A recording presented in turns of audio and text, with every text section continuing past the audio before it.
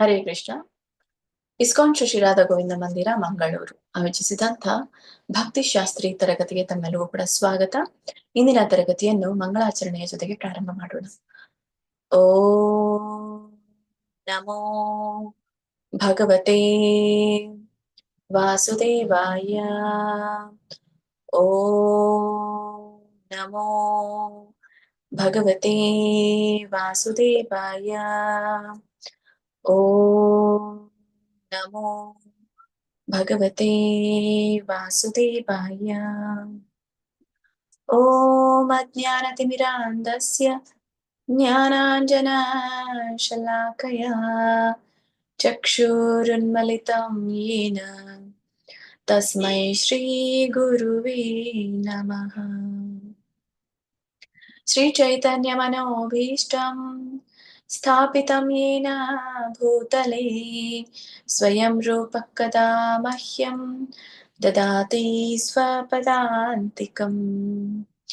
ವಂದೇಹಂ ಶ್ರೀಗುರೋಃ ಶ್ರೀಯುತಾಪದಕಮಲಂ ಶ್ರೀಗುರೂನ್ ವೈಷ್ಣವಾಂಶ್ಚ ಶ್ರೀರೂಪಂ ಸಾಗ್ರಜಾತಂ ಸಹಗಣ ರಘುನಾಥಾನ್ವಿತಂ तं ಸಜೀವಂ ಸಾದ್ವೈತಂ ಸಾವಧೂತಂ ಪರಿಜನಸಹಿತಂ ಕೃಷ್ಣ ಚೈತನ್ಯ ದೇವಂ ಶ್ರೀ ರಾಧಾ ಕೃಷ್ಣ ಪಾದಾನ್ ಸಹಗಣ ಲಲಿತಾ ಶ್ರೀ ವಿಶಾಖಾನ್ವಿತಾಂಶ್ಚ. ಹೇ ಕೃಷ್ಣ ಕರುಣಾ ಸಿಂಧೋ ದೀನಬಂಧೋ ಜಗತ್ಪತೆ ಗೋಪೇಶ ಗೋಪಿಕಾ ಕಾಂತ ರಾಧಾಕಾಂತ ನಮೋಸ್ತುತೆ. ತಪ್ತ ಕಾಂಚನ ಗೌರಾಂಗಿ ರಾಧೆ ವೃಂದಾವನೇಶ್ವರಿ ವೃಷಭಾನುಸುತೆ ದೇವಿ ಪ್ರಣಮಾಮಿ ಹರಿಪ್ರಿಯೇ. ನಮ ಓಂ ವಿಷ್ಣುಪಾದಾಯ ಕೃಷ್ಣಪ್ರೇಷ್ಠಾಯ ಭೂತಲೆ ಶ್ರೀಮತೆ ಭಕ್ತಿವೇದಾಂತ ಸ್ವಾಮಿನೇತಿ ನಾಮಿನೇ. ನಮಸ್ತೆ ಸಾರಸ್ವತೆ ದೇವಿ ಗೌರವಾಣಿ ಪ್ರಚಾರಿಣಿ ನಿರ್ವಿಶೇಷ ಶೂನ್ಯವಾದಿ ಪಾಶ್ಚಾತ್ಯ ದೇಶತಾರಿಣಿ. ಜೈ ಶ್ರೀ ಕೃಷ್ಣ ಚೈತನ್ಯ ಪ್ರಭು ನಿತ್ಯಾನಂದ ಶ್ರೀ ಅದ್ವೈತ ಗದಾಧರ ಶ್ರೀವಾಸಾದಿ ಗೌರ ಭಕ್ತ ವೃಂದ. ಹರೇ ಕೃಷ್ಣ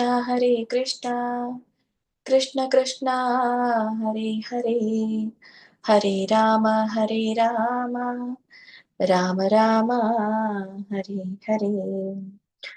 इस्कॉन श्री श्री राधा गोविंद की जय. श्री श्री गौर निताय की जय. ಶಿಲ ಪ್ರಭುಪಾದ್ ಕಿ ಜೈ. ಶಿಲ ಗುರುದೇವ್ ಕಿ ಜೈ.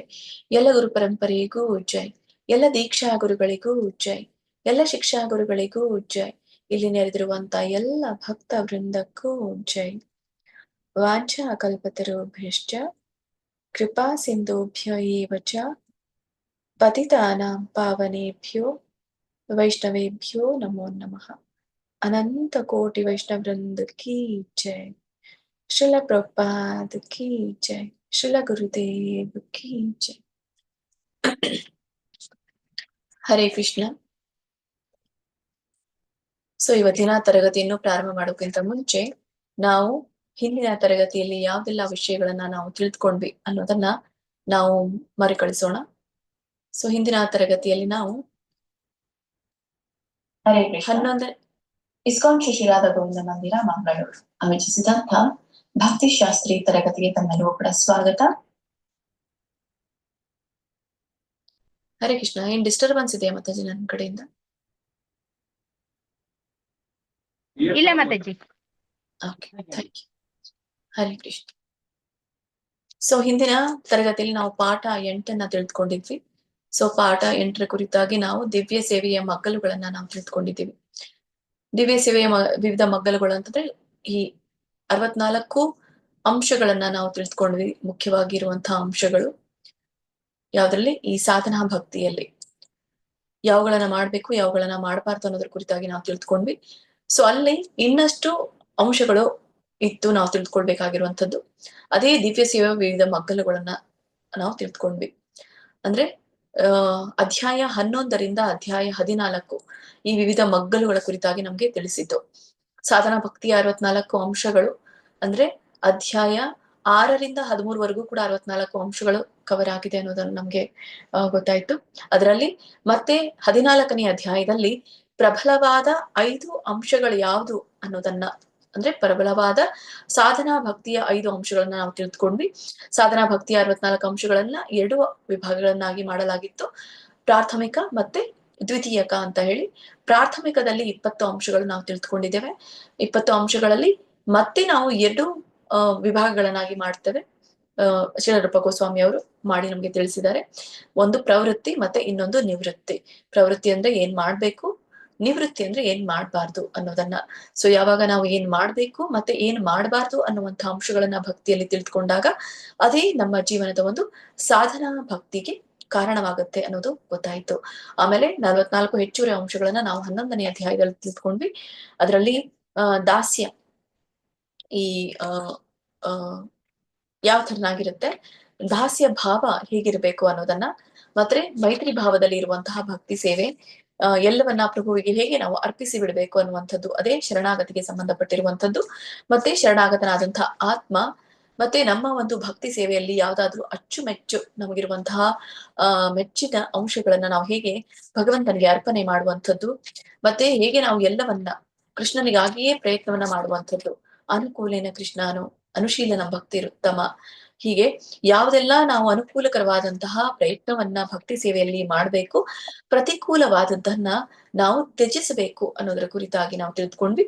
ಮತ್ತೆ ಈ ಇತರ ಸೇವೆಗಳು ಅಂದ್ರೆ ಕೃಷ್ಣನಿಗೆ ಇಷ್ಟವಾಗಿರುವಂತಹ ವಸ್ತುವಿನಲ್ಲಿ ತುಳಸಿ ಕೂಡ ತುಂಬಾನೇ ಪ್ರಿಯಳಾದಂಥವಳು ಕೃಷ್ಣನಿಗೆ.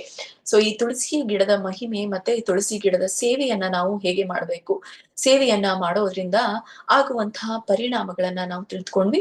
ಮತ್ತೆ ಆ ತುಳಸಿ ಗಿಡದ ಒಂದು ಮಹಿಮೆಯನ್ನ, ಅದರ ಪೂಜೆಯಿಂದ ಸೇವೆಯಿಂದ ಆಗುವಂತಹ ಪರಿಣಾಮಗಳನ್ನ ಸ್ಕಾಂದ ಪುರಾಣದಲ್ಲಿಯೂ ಕೂಡ ತಿಳಿಸಲಾಗಿತ್ತು. 12ನೇ ಅಧ್ಯಾಯದಲ್ಲಿ ಈ ಅಪೌರುಷೇಯ ಧರ್ಮ ಗ್ರಂಥಗಳ ಶ್ರವಣದ ಒಂದು ಮಹತ್ವವನ್ನ ನಾವು ತಿಳಿದುಕೊಂಡ್ವಿ. ಅಪೌರುಷೇಯ ಗ್ರಂಥಗಳು ಯಾವ್ಯಾವ್ದೆಲ್ಲ ಅನ್ನೋದನ್ನ ನಾರದ ಮುನಿಗಳು ನಮ್ಗೆ ತಿಳಿಸಿರುವಂತಹ ಒಂದು ವ್ಯಾಖ್ಯಾನವನ್ನ ನಾವು ಇಲ್ಲಿ ಉಪದೇಶವನ್ನ ತಿಳಿದುಕೊಂಡ್ವಿ. ಮತ್ತೆ ಮಥುರಾವಾಸ ಅಂತಂದ್ರೆ ಈ ಧಾಮಗಳಲ್ಲಿ ವಾಸ ಮಾಡೋದ್ರಿಂದ ಅಥವಾ ಧಾಮ ಯಾತ್ರೆಗಳನ್ನ ಕೈಕೊಳ್ಳೋದ್ರಿಂದ ಆಗುವಂತಹ ಒಂದು ಏನು ಪುಣ್ಯ ಸೇವೆ ಯಾವುದು ಅನ್ನೋದನ್ನ, ಮತ್ತೆ ಆಗುವಂತಹ ಲಾಭಗಳು ಯಾವುದು ಅನ್ನೋದ್ರ ಕುರಿತಾಗಿ ನಾವು ತಿಳಿದುಕೊಂಡ್ವಿ. ಮತ್ತೆ ಭಕ್ತರ ಸೇವೆಯನ್ನ ಮಾಡೋದ್ರಿಂದ ಒಬ್ಬ ಭಕ್ತ ದಾಸ ಆಗ್ಬೇಕು ಅನ್ನೋದನ್ನ ನಾವೀಗಾಗ್ಲೇ ತಿಳಿದುಕೊಂಡಿದ್ದೀವಿ. ಹಾಗಾಗಿ ಒಬ್ಬ ಭಕ್ತ ಸೇವೆಯನ್ನ ಮಾಡ್ಬೇಕು ಅಂತಂದ್ರೆ ನಾವು ನೇರವಾಗಿ ಕೃಷ್ಣನ ಸೇವೆಯನ್ನ ಮಾಡುವಂತ ಅರ್ಹತೆಯನ್ನ ನಾವು ಹೊಂದಿಲ್ಲ. ಹೇಗೆ ಒಬ್ಬ ಪ್ರಜಾಪ್ರಭುತ್ವದಲ್ಲಿ ಇರುವಂತಹ ಒಬ್ಬ ಅಭ್ಯರ್ಥಿ ನೇರವಾಗಿ ಹೇಗೆ ಪ್ರಧಾನ ಮಂತ್ರಿಗಳಿಗೆ, ಮುಖ್ಯಮಂತ್ರಿಗಳ ಸೇವೆಯನ್ನ ಸಲ್ಲಿಸಲಿಕ್ಕೆ ಸಾಧ್ಯವಾಗೋದಿಲ್ವೋ, ಹಾಗೇನೆ ಕೃಷ್ಣನ್ಗೆ ಕೂಡ ನಾವು ನೇರವಾಗಿ ಸೇವೆಯನ್ನ ಸಲ್ಲಿಸಲಿಕ್ಕೆ ಸಾಧ್ಯ ಇಲ್ಲ. ಹಾಗಾದ್ರೆ ನಾವು ಸೇವೆಯನ್ನ ಸಲ್ಲಿಸೋದು ಹೇಗೆ? ಕೃಷ್ಣನಿಗೆ ನಾವು ಸೇವೆ ಸಲ್ಲಿಸಬೇಕು ಅಂತಂದ್ರೆ ಅದೇ ಭಕ್ತರ ಮೂಲಕನೇ ನಾವು ಸೇವೆ ಸಲ್ಲಿಸುವಂಥದ್ದು. ಹಾಗಾಗಿ ಭಕ್ತರ ಪರಾಧೀನ ಇದ್ದಾನೆ ಕೃಷ್ಣ. ಹಾಗಾಗಿ ಯಾರಿಗೆ ನಾವು ಭಕ್ತರಿಗೆ ತೃಪ್ತಿಯನ್ನ ಪಡಿಸಿದಾಗ ಅದು ನೇರವಾಗಿ ಶುದ್ಧ ಭಕ್ತರಿಗೆ ತೃಪ್ತಿಯನ್ನ ಪಡಿಸಿದಾಗ ನೇರವಾಗಿ ಕೃಷ್ಣನಿಗೆನೆ ತೃಪ್ತಿ ಪಡಿಸಿದ ಹಾಗೆ ಅನ್ನೋದನ್ನ ನಾವು ಭಕ್ತರ ಸೇವೆಯಲ್ಲಿ ತಿಳಿದುಕೊಂಡ್ವಿ. ಅದನ್ನು ಕೂಡ ಸ್ಕಾಂದ ಪುರಾಣದಲ್ಲಿ ತಿಳಿಸಲಾಗಿದೆ. ಮತ್ತೆ ಕಾರ್ತಿಕ ಮಾಸದಲ್ಲಿ ಮಾಡುವಂತಹ ಭಕ್ತಿ ಸೇವೆಯ ಮಹತ್ವ. ಸೊ ಕಾರ್ತಿಕ ಮಾಸ ಅಂತಂದ್ರೆ ಅಲ್ಲಿ ಬರುವಂತದ್ದು ಈ ವೈಷ್ಣವರು ಹೇಳುವಂಥದ್ದು ಅದಕ್ಕೆ ದಾಮೋದರ ಮಾಸ ಅಂತ ಹೇಳಿ. ಸೊ ದಾಮೋದರ ಮಾಸಕ್ಕೆ ಇನ್ನೊಂದು ಊರ್ಜ ವ್ರತ ಅಂತ ಕೂಡ ಕರೀತಾರೆ. ಸೊ ಈ ಒಂದು ಅಕ್ಟೋಬರ್ ನವೆಂಬರ್ ಅಲ್ಲಿ ಬರುವಂತಹ ಈ ಒಂದು ವ್ರತವನ್ನ ಹೇಗೆ ಆಚರಿಸಬೇಕು ಅನ್ನೋದರ ಕುರಿತಾಗಿ ನಾವು ತಿಳಿದುಕೊಂಡ್ವಿ. ಹಬ್ಬ ಹರಿದಿನಗಳ ಆಚರಣೆಯ ಮಹತ್ವ, ಮತ್ತೆ ಈ ತುಂಬ ಭಕ್ತಿಯ ವಿಗ್ರಹ ಆರಾಧನೆ ಮಾಡ್ಲಿಕ್ಕೆ ಯಾರು ಅರ್ಹರಿದ್ದಂತಹ ವ್ಯಕ್ತಿ ವಿಗ್ರಹ ಆರಾಧನೆಯನ್ನ ಮಾಡಿದ್ರೆ ಅದರಿಂದ ಆಗುವಂತಹ ಒಂದು ಪರಿಣಾಮವನ್ನ ಮತ್ತೆ ಅದರ ಮಹತ್ವವನ್ನ ನಾವು ಆದಿ ಪುರಾಣದಲ್ಲಿ ತಿಳಿದುಕೊಂಡ್ವಿ. ಮತ್ತೆ ಭಕ್ತರ ಗೋಷ್ಠಿಯಲ್ಲಿ ಭಾಗವತ ವಾಚನ, ಭಾಗವತ ವಾಚನ ಅನ್ನುವಂಥದ್ದು ಕೂಡ ಭಕ್ತರ ಸಂಘದಲ್ಲಿ ಇರಬೇಕಾಗಿರುವಂಥದ್ದು. ಹೇಗೆ ನೈಮಿಷಾರಣ್ಯದಲ್ಲಿ ಈ ಒಂದು ಸೂತ ಗೋಸ್ವಾಮಿಗಳಿಂದ ಅಲ್ಲಿ ಇರುವಂತಹ ಎಲ್ಲ ಋಷಿ ಮುನಿಗಳು ಭಾಗವತ ವಾಚನವನ್ನ ಮಾಡಿದ್ರು. ಹಾಗೆ ನಾವು ಕೂಡ ಭಕ್ತರ ಸಂಘದಲ್ಲಿ ಭಕ್ತರ ಗೋಷ್ಠಿಯಲ್ಲಿ ಭಾಗವತ ವಾಚನವನ್ನ ಮಾಡುವುದರಿಂದ ಆಗುವಂತಹ ಒಂದು ಲಾಭ ಮತ್ತೆ ಅದರ ಒಂದು ಪರಿಣಾಮವನ್ನ ನಾವು ತಿಳಿದುಕೊಂಡ್ವಿ. ಅದರ ಫಲಿತಾಂಶವನ್ನು ಕೂಡ ನಮಗೆ ಈ ಇತರ ಪುರಾಣಗಳಲ್ಲಿ ತಿಳಿಸಿದ್ದಾರೆ. ಮತ್ತೆ ಅದರ ಕುರಿತಾಗಿ ಶುಕಮುನಿಗಳು ಏನು ಹೇಳಿದ್ರು ಅನ್ನೋದನ್ನ ನಾವು ತಿಳಿದುಕೊಂಡ್ವಿ. ಮತ್ತೆ ಮುಂದುವರಿದ ಭಕ್ತರ ಸಹಚರ್ಯ, ನಮ್ಗೆ ಭಕ್ತರ ಸಂಘ ಕೂಡ ತುಂಬಾನೇ ಮುಖ್ಯವಾಗಿರುವಂತದ್ದು. ಸೊ ಯಾರ ಸಂಘ ಮುಖ್ಯವಾಗಿದೆ ಅಂದ್ರೆ ಇಲ್ಲಿ ನಾವು ಮುಂದುವರಿದಂತಹ ಭಕ್ತರ ಸಂಘ ನಮ್ಗೆ ಮುಖ್ಯವಾಗಿರುವಂತದ್ದು. ಹೇಗೆ ಒಬ್ಬ ವಿದ್ಯಾರ್ಥಿ ಎಲ್ಲ ತಿಳಿದುಕೊಂಡಂತಹ ವಿದ್ಯಾರ್ಥಿಯ ಸಂಘವನ್ನ ಒಬ್ಬ ವಿದ್ಯಾರ್ಥಿ ಬಯಸ್ತಾನೆ. ಯಾಕಂದ್ರೆ ಒಬ್ಬ ಬುದ್ಧಿವಂತ ವಿದ್ಯಾರ್ಥಿ 100 ಪುಸ್ತಕಗಳಿಗೆ ಸಮಾನ ಅನ್ನುವಂಥದ್ದನ್ನ ನಾವು ಭೌತಿಕ ಜಗತ್ತಿನಲ್ಲಿ ಕೇಳಿದ್ದೇವೆ. ಹಾಗೆಯೇ ಈ ಒಂದು ಭಕ್ತಿ ಅನ್ನುವಂಥದ್ದು ಯಾವರಿಂದ ಪ್ರಾರಂಭ ಆಗುತ್ತೆ ಅಂದ್ರೆ, ಹೇಗೆ ಒಂದು ಬೆಂಕಿ ಪೊಟ್ಟಣ ಬೆಂಕಿ ಕಡ್ಡಿಯಿಂದ ಬೆಂಕಿಯನ್ನ ನಾವು ಹಚ್ಚಬಹುದು, ಹಾಗೆ ಭಕ್ತರ ಸಂಘದಿಂದ ಭಕ್ತಿಯನ್ನ ಪಡಿಲಿಕ್ಕೆ ನಾವು ಅರ್ಹರಾಗ್ತೇವೆ. ಮತ್ತೆ ಭಕ್ತರ ಸಂಘದಿಂದ ನಾವು ಕೂಡ ಭಕ್ತಿಯ ಮಾರ್ಗದಲ್ಲಿ ಮುಂದುವರಿಲಿಕ್ಕೆ ಸಾಧ್ಯ ಆಗತ್ತೆ. ಅದಕ್ಕಾಗಿ ಈ ಒಂದು ಭಕ್ತರ ಸಹಚರ್ಯ ಹೇಗೆ ಮುಖ್ಯವಾದದ್ದು ಅನ್ನೋದನ್ನ ಶ್ರೀಮದ್ ಭಾಗವತದ 1ನೇ ಸ್ಕಂದದ 18ನೇ ಅಧ್ಯಾಯದಲ್ಲಿ 13ನೇ ಶ್ಲೋಕದಿಂದ ನಾವು ತಿಳ್ಕೊಂಡ್ವಿ. ಹೀಗೆ ಪ್ರಭುನಾಮ ಸಂಕೀರ್ತನೆಯ ಒಂದು ಮಹತ್ವ, ಈ ಒಂದು ಕೀರ್ತನೆ, ಸಂಕೀರ್ತನೆ ಮತ್ತೆ ಜಪ ಇವುಗಳ ಅರ್ಥ ಏನು, ಮತ್ತೆ ಇವುಗಳ ಮಧ್ಯದಲ್ಲಿ ಇರುವಂತಹ ವ್ಯತ್ಯಾಸವನ್ನ ನಾವು ಪದ್ಮಪುರಾಣ ಆದಿಪುರಾಣದಲ್ಲಿ ನಾವು ತಿಳ್ಕೊಂಡ್ವಿ. ಆಮೇಲೆ ಜೊತೆಗೆ ಮಥುರಾವಾಸ, ಮಥುರೆ, ದ್ವಾರಕಾಪಟ್ಟಣ, ಹೀಗೆ ಯಾವ್ಯಾವೆಲ್ಲ ಶ್ರೀ ಕ್ಷೇತ್ರಗಳಿದೆಯೋ, ಆ ಪವಿತ್ರ ಕ್ಷೇತ್ರಗಳಿದೆಯೋ ಆ ಪವಿತ್ರ ಕ್ಷೇತ್ರಗಳ ಮಹತ್ವವನ್ನ ನಾವು ತಿಳ್ಕೊಂಡ್ವಿ. ಇದು ಪದ್ಮಪುರಾಣದಲ್ಲಿ ನಮ್ಗೆ ತಿಳಿಸಲಾಗಿದೆ. ಮತ್ತೆ ಅಧ್ಯಾಯ 13ರಲ್ಲಿ ಈ ಏನು ನಾವು 64 ಅಂಶಗಳನ್ನ ಈ ಒಂದು ಸಾಧನಾ ಭಕ್ತಿಯಲ್ಲಿ ಕೊಂಡಿದೀವೋ ಈ 64 ಅಂಶಗಳಲ್ಲಿ ಎಲ್ಲರಿಗೂ ಕೂಡ 64 ಅಂಶಗಳನ್ನ ಪಾಲನೆ ಮಾಡ್ಲಿಕ್ಕೆ ಸಾಧ್ಯ ಆಗ್ಲಿಕ್ಕಿಲ್ಲ. ಆದ್ರೂ ಕೂಡ 64 ಅಂಶಗಳು ಮುಖ್ಯವಾಗಿರುವಂತದ್ದು, ಮಾಡ್ಲೇಬೇಕಾಗಿರುವಂತದ್ದು. ಆದ್ರೂ ಕೂಡ ಕೆಲವೊಮ್ಮೆ ನಮ್ಮ ಒಂದು ವೃತ್ತಿ ಆಗಿರಬಹುದು, ನಮ್ಮ ಒಂದು ಕುಟುಂಬ ಆಗಿರಬಹುದು, ಸೊ ಇದಕ್ಕೆ ನಮ್ಗೆ ಅಣಿವು ಮಾಡಿ ಕೊಡ್ಲಿಕ್ಕಿಲ್ಲ. ಹಾಗಾಗಿ ಈ 5 ಮುಖ್ಯವಾಗಿ ಈ 64 ಅಂಶಗಳಲ್ಲಿ ಭಕ್ತಿ ಸೇವೆಯ 5 ಪ್ರಬಲ ಅಂಶಗಳನ್ನ ನಮ್ಗೆ ಅಧ್ಯಾಯ 13ರಲ್ಲಿ ತಿಳಿಸಿಕೊಟ್ಟಿದ್ದಾರೆ. ಆ 13 ಅಧ್ಯಾಯದಲ್ಲಿರುವಂತಹ ಪ್ರಬಲವಾದಂತಹ ಅಂಶಗಳು ಯಾವ್ದನ್ನೋದನ್ನ ಯಾರಾದ್ರೂ ಹೇಳ್ತೀರಾ? ಹರೇ ಕೃಷ್ಣ ಮಾತಾಜಿ. ಹರೇ ಕೃಷ್ಣ. ಪ್ರಭುವಿನ ಶ್ರೀ ವಿಗ್ರಹ ಪೂಜೆ, ಶ್ರೀಮದ್ ಭಾಗವತ ವಾಚನ, ಭಕ್ತಿ ಸೇವೆ. ಹರೇ ಕೃಷ್ಣ.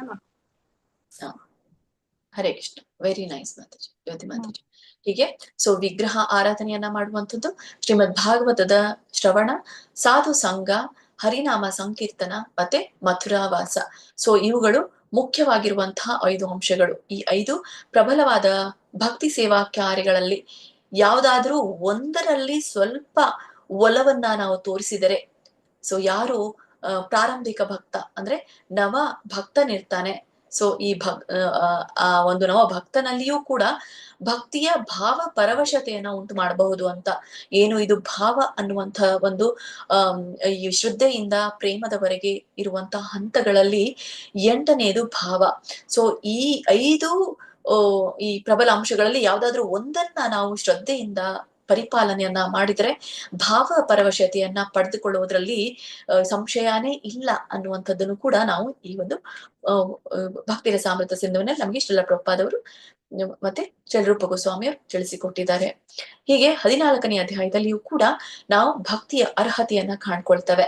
ಸೊ ಭಕ್ತಿಗೆ ಏನ್ ಅರ್ಹತೆ ಬೇಕು ನಮ್ಗೆ ಅಂತ ಕೇಳಿದಾಗ, ಸೊ ಭಕ್ತಿ ಸೇವೆಗೆ ನಮ್ಗೆ ಬೇಕಾಗಿರುವಂತಹ ಏಕೈಕ ಒಂದು ಅರ್ಹತೆ ಏನು ಅಂತಂದ್ರೆ ಅದೇ ಶ್ರದ್ಧೆ. ಅದಕ್ಕೆ ನಾವು ಇನ್ನೊಂದು ಹೆಸರು ಪ್ರಾಮಾಣಿಕತೆ ಅಂತ ಕರಿತೇವೆ. ಸೊ ಪ್ರಾಮಾಣಿಕನಾಗಿ ನಾವು ಭಕ್ತಿಯ ಸಾಧನೆಯಲ್ಲಿ ಮುಂದುವರೆದದ್ದೇ ಆದ್ರೆ ನಮ್ಗೆ ಇದನ್ನ ಬಿಟ್ಟು ಬೇರೆ ಏನೂ ಬೇಕಾಗಿಲ್ಲ ಅನ್ನೋದು ನಮ್ಗೆ ತಿಳಿಸುತ್ತೆ. ಸೊ ನಮ್ಮ ಹೃದಯದಲ್ಲಿ ನಮ್ಮ ಆತ್ಮದ ಜೊತೆಗೆ ಪರಮಾತ್ಮನಿರೋದ್ರಿಂದ ಆ ಪರಮಾತ್ಮ ಪ್ರತಿಯೊಂದು ಕ್ಷಣದಲ್ಲಿಯೂ ಕೂಡ ನಮ್ಮನ್ನ ಪರಿವೀಕ್ಷಣೆಯನ್ನ ಮಾಡ್ತಾ ಇರ್ತಾನೆ, ನಮ್ಮನ್ನ ನಿರೀಕ್ಷಿಸ್ತಾ ಇರ್ತಾನೆ. ಸೊ ನಮ್ಮ ತ್ರಿಗುಣಗಳ ಪ್ರಭಾವ ಯಾವ ತರ ಇದೆ ಅನ್ನೋದನ್ನ ಕೂತ್ಕೊಂಡು ಕೇವಲ ವೀಕ್ಷಣೆಯನ್ನ ಮಾಡ್ತಾ ಇರ್ತಾನೆ. ಆ ವೀಕ್ಷಣೆ ಯಾವಾಗ ನಾವು ಭಗವಂತನಿದ್ದಾನೆ ಅಂತ ಆ ಶ್ರದ್ಧೆ ಪೂರ್ವಕವಾದಂತಹ ನಮ್ಮ ಒಂದು ಕಾರ್ಯ ಪರವನ್ನ ನಾವು ಕೊಡ್ತೀವೋ, ಕಾರ್ಯದಲ್ಲಿ ನಾವು ಮಗ್ನರಾಗ್ತೀವೋ, ಭಕ್ತಿ ಸೇವೆ ಕಾರ್ಯದಲ್ಲಿ, ಆವಾಗ ಆ ಪ್ರಾಮಾಣಿಕತೆ ಅನ್ನುವಂಥದ್ದು ನಮ್ಗೆ ಈ ಉನ್ನತವಾದಂತಹ ಪ್ರೇಮವನ್ನ ಕೊಡುವುದರಲ್ಲಿ ಸಂಶಯವಿಲ್ಲ ಅನ್ನೋದನ್ನು ಕೂಡ ನಾವು 14ನೇ ಅಧ್ಯಾಯದಲ್ಲಿ ನಾವು ತಿಳ್ಕೊಳ್ತೇವೆ. ಹೀಗೆ ಇವತ್ತಿನ ಒಂದು ತರಗತಿಯಲ್ಲಿ ನಾವು ಯಾವ್ದೆಲ್ಲ ಅಂಶಗಳನ್ನ ತಿಳ್ಕೊಳ್ತೇವೆ ಅನ್ನೋದನ್ನ ನಾವು ನೋಡೋಣ. ಸೊ ಇವತ್ತು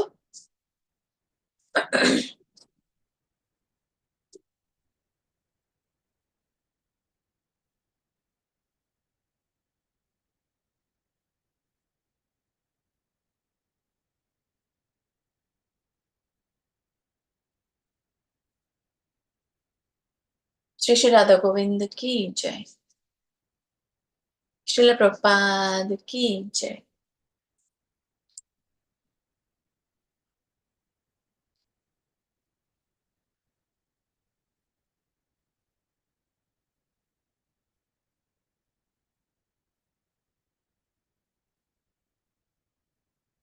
ಹೀಗೆ ನಾವು 8ನೇ ಒಂದು ಪಾಠದಲ್ಲಿ ಸಾಧನಾ ಭಕ್ತಿಯ ಪ್ರಸ್ತುತಿಯನ್ನು ಕೂಡ ಚರ್ಚಿಸಲಾಯಿತು. ಹೇಗೆ ವರ್ಣಾಶ್ರಮ, ಧರ್ಮ, ಜ್ಞಾನ ಮತ್ತು ವೈರಾಗ್ಯ. ಈ ಭಕ್ತಿ ಸೇವೆ ಶುದ್ಧ ಭಕ್ತನಾದಾಗ ಈ ಒಂದು ವರ್ಣಾಶ್ರಮ, ಧರ್ಮ, ಜ್ಞಾನ, ವೈರಾಗ್ಯ ನಮ್ಗೆ ಮುಂಚಿತವಾಗಿ ಸಾಧನಾ ಭಕ್ತಿಯಲ್ಲಿ ಬೇಕಾಗಿರುವಂತದ್ದು. ಸಾಧನಾ ಭಕ್ತಿಯಿಂದ ಮುಂದಿನ ಒಂದು ಭಕ್ತಿಯ ಹಂತಕ್ಕೆ ಹೋದಾಗ ಇವುಗಳ ಒಂದು ಅವಶ್ಯಕತೆಯೂ ಕೂಡ ಇಲ್ಲ ಅನ್ನೋದು ಕೂಡ ನಾವು ತಿಳಿದುಕೊಂಡ್ವಿ. ಮತ್ತೆ ಯುಕ್ತ ವೈರಾಗ್ಯ ಮತ್ತೆ ಫಲ್ಗು ವೈರಾಗ್ಯ ಇವುಗಳ ಮಧ್ಯೆ ಇರುವಂತಹ ವ್ಯತ್ಯಾಸವನ್ನ ನಾವು ಗಮನಿಸಿದ್ವಿ. ಇವತ್ತಿನ ಪಾಠ 9. ಇದಕ್ಕೆ ಸ್ವಯಂ ಪ್ರೇರಿತ ಭಕ್ತಿ ಸೇವೆ ಅಂತ ಕರೀತಾರೆ. ಈ ಸ್ವಯಂ ಪ್ರೇರಿತ ಭಕ್ತಿ ಸೇವೆಯಲ್ಲಿ ಬರುವಂತದ್ದು ರಾಗಾನುಗ ಭಕ್ತಿಯ ಕುರಿತಾಗಿ ನಾವು ತಿಳಿದುಕೊಳ್ತೇವೆ. ಮತ್ತೆ ಇದಕ್ಕೆ ಸಂಬಂಧಪಟ್ಟ ಹಾಗೆ ರಾಗಾನುಗ ಭಕ್ತಿ ಅಂದ್ರೆ ಏನು, ರಾಗಾನುಗ ಭಕ್ತಿಯನ್ನ ಯಾರ ಒಂದು ಅನುಸರಣೆಯಲ್ಲಿ ಮಾಡ್ತೇವೆ ಅನ್ನೋದನ್ನು ಕೂಡ ನಾವು ಇಲ್ಲಿ ತಿಳಿದುಕೊಳ್ತೇವೆ. ಸೊ ಇವತ್ತಿನ ಒಂದು ಪಾಠ ಅಧ್ಯಾಯ 15 ಮತ್ತು 16 ಒಳಗೊಂಡಿದೆ.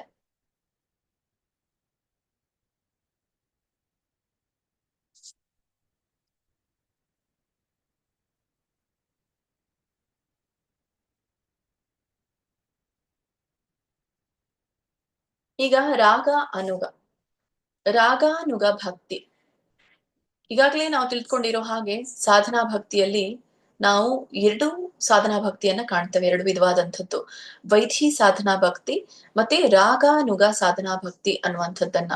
ಸೊ ವೈಧಿ ಸಾಧನಾ ಭಕ್ತಿ ಅನ್ನೋದು ಏನು ಅನ್ನೋದನ್ನ ನೀವು ಈಗಾಗಲೇ ತಿಳ್ಕೊಂಡಿರಿ. ಯಾವುದು ವಿಧಿವಿಧಾನಗಳನ್ನ ನಾವು ಪಾಲಿಸುವುದರ ಮೂಲಕ ಏನು ನಾವು ಭಕ್ತಿಯನ್ನ ಮಾಡ್ತೀವೋ ಅದು ವೈಧಿ ಸಾಧನಾ ಭಕ್ತಿ ಅಂತ ಕರೆಸ್ಕೊಳ್ಳುತ್ತೆ. ಅಂದ್ರೆ ಸದ್ಗುರುಗಳ ಆದೇಶದಂತೆ ಧರ್ಮ ಗ್ರಂಥಗಳಲ್ಲಿ ತಿಳಿಸಿರುವಂತೆ ಏನು ನಾವು ನಿಯಂತ್ರಕ ತಂತ್ರಗಳ ಅನುಷ್ಠಾನದಿಂದ ನಾವು ಭಕ್ತಿಯನ್ನ ಮಾಡ್ತೀವೋ, ಅನುಷ್ಠಾನ ಅಂತಂದ್ರೆ ಕಾರ್ಯರೂಪಕ್ಕೆ ತರುವಂಥದ್ದು.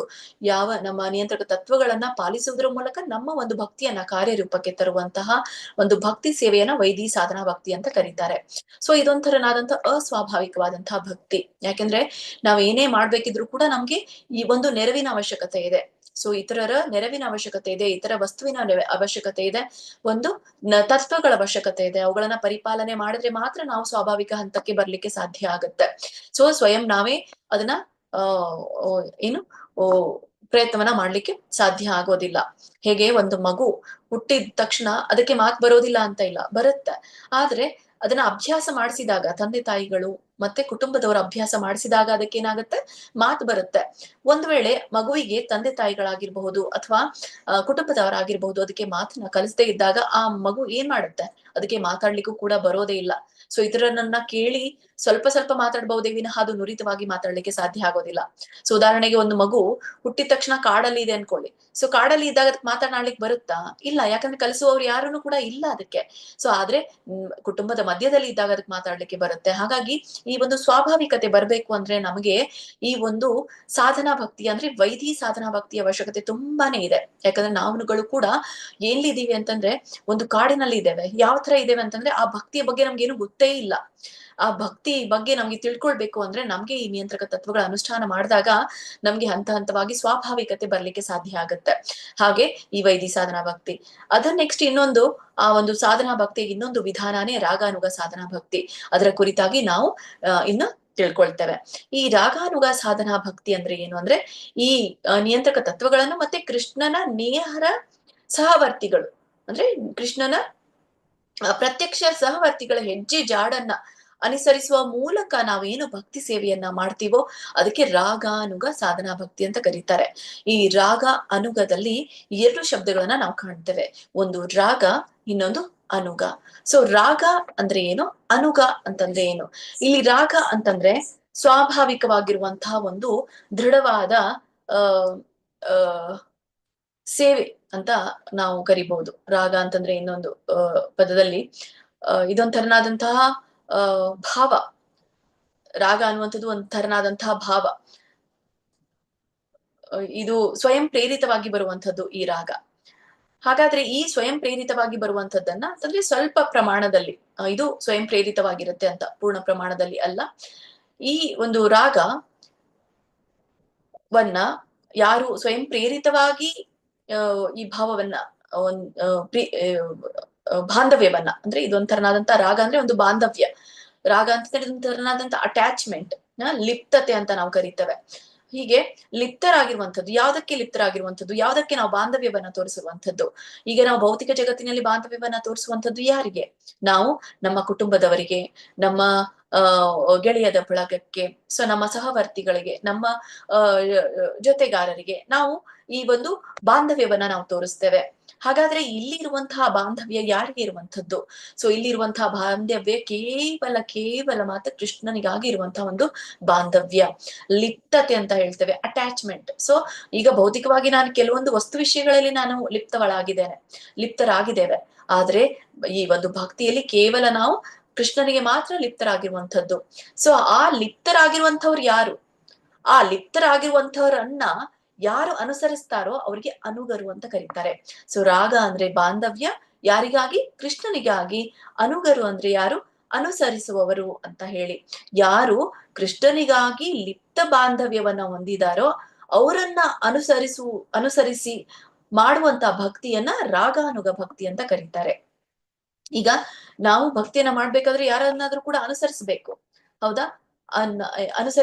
ಅಂದ್ರೆ ಇಲ್ಲಿ 2 ತರನಾಗಿ ನಾವು ಕಾಣ್ತೇವೆ, ಅನುಕರಣೆ, ಅನುಸರಣೆ. ಅನುಕರಣೆ ಅಂತಂದ್ರೆ ಮಿಮಿಕ್ರಿ, ಇದೊಂಥರ ನಾವು ಅವ್ರು ಏನ್ ಮಾಡ್ತಾರೋ ನಾವು ಅದೇ ತರ ಮಾಡುವಂಥದ್ದು. ಸೊ ಇದು ಭಕ್ತಿ ಸೇವೆಯಲ್ಲಿ ಇದೊಂದು ನಿಷಿದ್ಧವಾಗಿರುವಂಥದ್ದು. ಹಾಗಾದ್ರೆ ನಾವು ಭಕ್ತರು ಮಾಡ್ಬೇಕಾಗಿರುವುದೇನು? ಅನುಸರಣೆಯನ್ನ ಮಾಡ್ಬೇಕು ಅಂತ ಹೇಳ್ತೇವೆ, ಅಂದ್ರೆ ಫಾಲೋ ಮಾಡ್ಬೇಕು.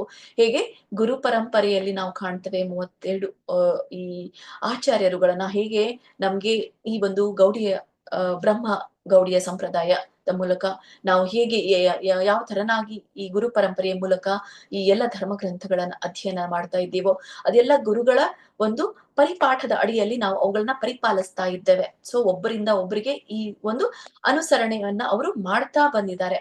ಹೀಗೆ ಅವರು ಅನುಸರಿಸ್ತಾ ಬಂದು ಭಕ್ತಿಯನ್ನ ಮಾಡ್ತಾ ಇದ್ದಾರೆ.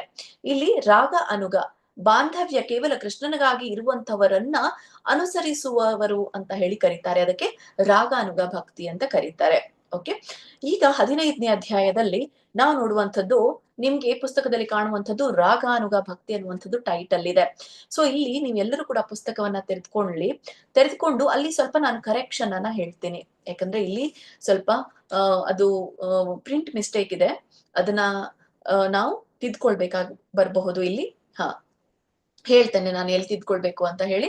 ಈಗ ರಾಗ ಅನುಗರು, ಈಗ ಯಾರನ್ನ ನಾವು ಅನುಸರಿಸ್ಬೇಕು? ಈಗ ರಾಗಾನುಗ ಭಕ್ತರು ಅನುಸರಿಸ್ತಾರೆ ಅಂತ ಹೇಳಿದ ಹಾಗೆ. ರಾಗಾನುಗ ಭಕ್ತಿ ಅಂದ್ರೆ ಅನುಸರಿಸಿ ಮಾಡುವಂತಹ ಭಕ್ತಿ. ಹಾಗಾದ್ರೆ ಯಾರನ್ನ ಅನುಸರಿಸ್ಬೇಕು? ರಾಗಾನುಗ ಭಕ್ತರು ಯಾರನ್ನ ಅನುಸರಿಸ್ತಾರೆ? ಯಾರನ್ನಾದ್ರೂ ಅನುಸರಿಸ್ಬೇಕಲ್ಲ. ಯಾರವರು ಅನುಸರಿಸಿ ಮಾಡುವಂತಹ ಭಕ್ತಿ? ಯಾರನ್ನ ಅನುಸರಿಸಿ ನಾವು ಭಕ್ತಿಯನ್ನ ಮಾಡ್ಬೇಕು ಅಂತ ಕೇಳಿದಾಗ ಅವ್ರಿಗೆ ನಾವೇನಂತ ಕರಿತೇವೆ? ರಾಗಾತ್ಮಿಕರನ್ನ ಅನುಸರಿಸಿ ಮಾಡುವಂತ ಭಕ್ತರು ಅಂತ. ಅಂದ್ರೆ ರಾಗ ಅನುಗರು ಏನ್ ಮಾಡ್ತಾರೆ? ಅನುಗರು ಅನುಸರಿಸ್ತಾರೆ. ಯಾರನ್ನ ಅನುಸರಿಸ್ತಾರೆ? ರಾಗ ಆತ್ಮಿಕ ಭಕ್ತರನ್ನ ಅನುಸರಿಸ್ತಾರೆ ಅನ್ನೋದನ್ನ ನಾವು ಈ 15ನೇ ಅಧ್ಯಾಯದಲ್ಲಿ ತಿಳಿದುಕೊಳ್ತೇವೆ. ಹಾಗಾದ್ರೆ ರಾಗ ಆತ್ಮಿಕರು ಯಾರು? ಈಗ ರಾಗ ಅನುಗರಿ ಅವರನ್ನ ಅನುಸರಿಸ್ತಾರೆ ಅಂದ್ರೆ ರಾಗ ಆತ್ಮಿಕರು ಯಾರಿಗಾಗಿ ಭಕ್ತಿಯನ್ನ ಮಾಡ್ತಾರೆ, ಅವ್ರು ಯಾವ ತರನಾದಂತ ಭಕ್ತಿ ಇರುತ್ತೆ ಅಂತ ಹೇಳಿ. ಈಗ ಎಲ್ಲರೂ ಕೂಡ ಫಾಲೋ ಮಾಡ್ತೀವಿ ಅಂತಂದಾಗ ನಾವು ಯಾವ್ದು ಒಳ್ಳೇದು ಅನ್ಸುತ್ತೋ, ಯಾವ್ದು ನಮ್ಗೆ ಆಕರ್ಷಣೀಯವಾಗಿರುತ್ತೋ, ಯಾವ್ದು ನಮ್ಗೆ ಪ್ರೇರಿತವಾಗಿರುತ್ತೋ ಅದನ್ನ ನಾವು ಅನುಸರಿಸ್ತೇವೆ. ನಮ್ಗೆ ಒಂದು ತರನಾದಂತಹ ಪ್ರೇರಣೆಯನ್ನ ಕೊಡುತ್ತೋ ಅದನ್ನ ನಾವು ಅನುಸರಿಸ್ತೇವೆ. ಎಲ್ಲರನ್ನೂ ಕೂಡ ನಾವು ಅನುಸರಿಸ್ಲಿಕ್ಕೆ ಹೋಗಲ್ಲ. ಹಾಗೆ ರಾಗ ಅನುಗರು ಅವರನ್ನ ಅನುಸರಿಸ್ಬೇಕು ಅಂತಂದ್ರೆ ಅವರಲ್ಲಿ ಅಂತ ಒಂದು ಆಕರ್ಷಣೆ ಏನಿದೆ, ಸೊ ಅವರು ಯಾವ ತರನಾದಂತ ಭಕ್ತಿಯನ್ನ ಮಾಡ್ತಾರೆ ಅನ್ನೋದನ್ನ ತಿಳಿದುಕೊಳ್ಳಿಕ್ಕೇನೆ ನಮಗೆ ಈ 15ನೇ ಅಧ್ಯಾಯ ಇರುವಂತದ್ದು. ಈ 15ನೇ ಅಧ್ಯಾಯದಲ್ಲಿ ನಿಮ್ಗೆ ಟೈಟಲ್ ನೋಡಿ, ನಿಮ್ಗೆ ಪೇಜ್ ನಂಬರ್ 133 133ನೇ ಪುಟ ಸಂಖ್ಯೆಯಲ್ಲಿ ನಿಮ್ಗೆ 15ನೇ ಅಧ್ಯಾಯ ಸಿಗುತ್ತೆ. ಅದು ಟೈಟಲ್ ರಾಗಾನುಗ ಭಕ್ತಿ ಅಂತ ಇದೆ. ಸೊ ಸ್ವಲ್ಪ ಒಂದು ಕರೆಕ್ಷನ್, ಇದಕ್ಕೆ ನೀವು ರಾಗಾತ್ಮಿಕ ಭಕ್ತಿ ಅನ್ನೋದನ್ನ ನೀವು ಅದನ್ನ ಕ್ಯಾನ್ಸಲ್ ಮಾಡಿ ಸ್ಪೆಲ್ಲಿಂದ ಮೇಲೆ ಬರ್ಕೊಳ್ಳಿ, ಕರೆಕ್ಷನ್ ಮಾಡ್ಕೊಳ್ಳಿ.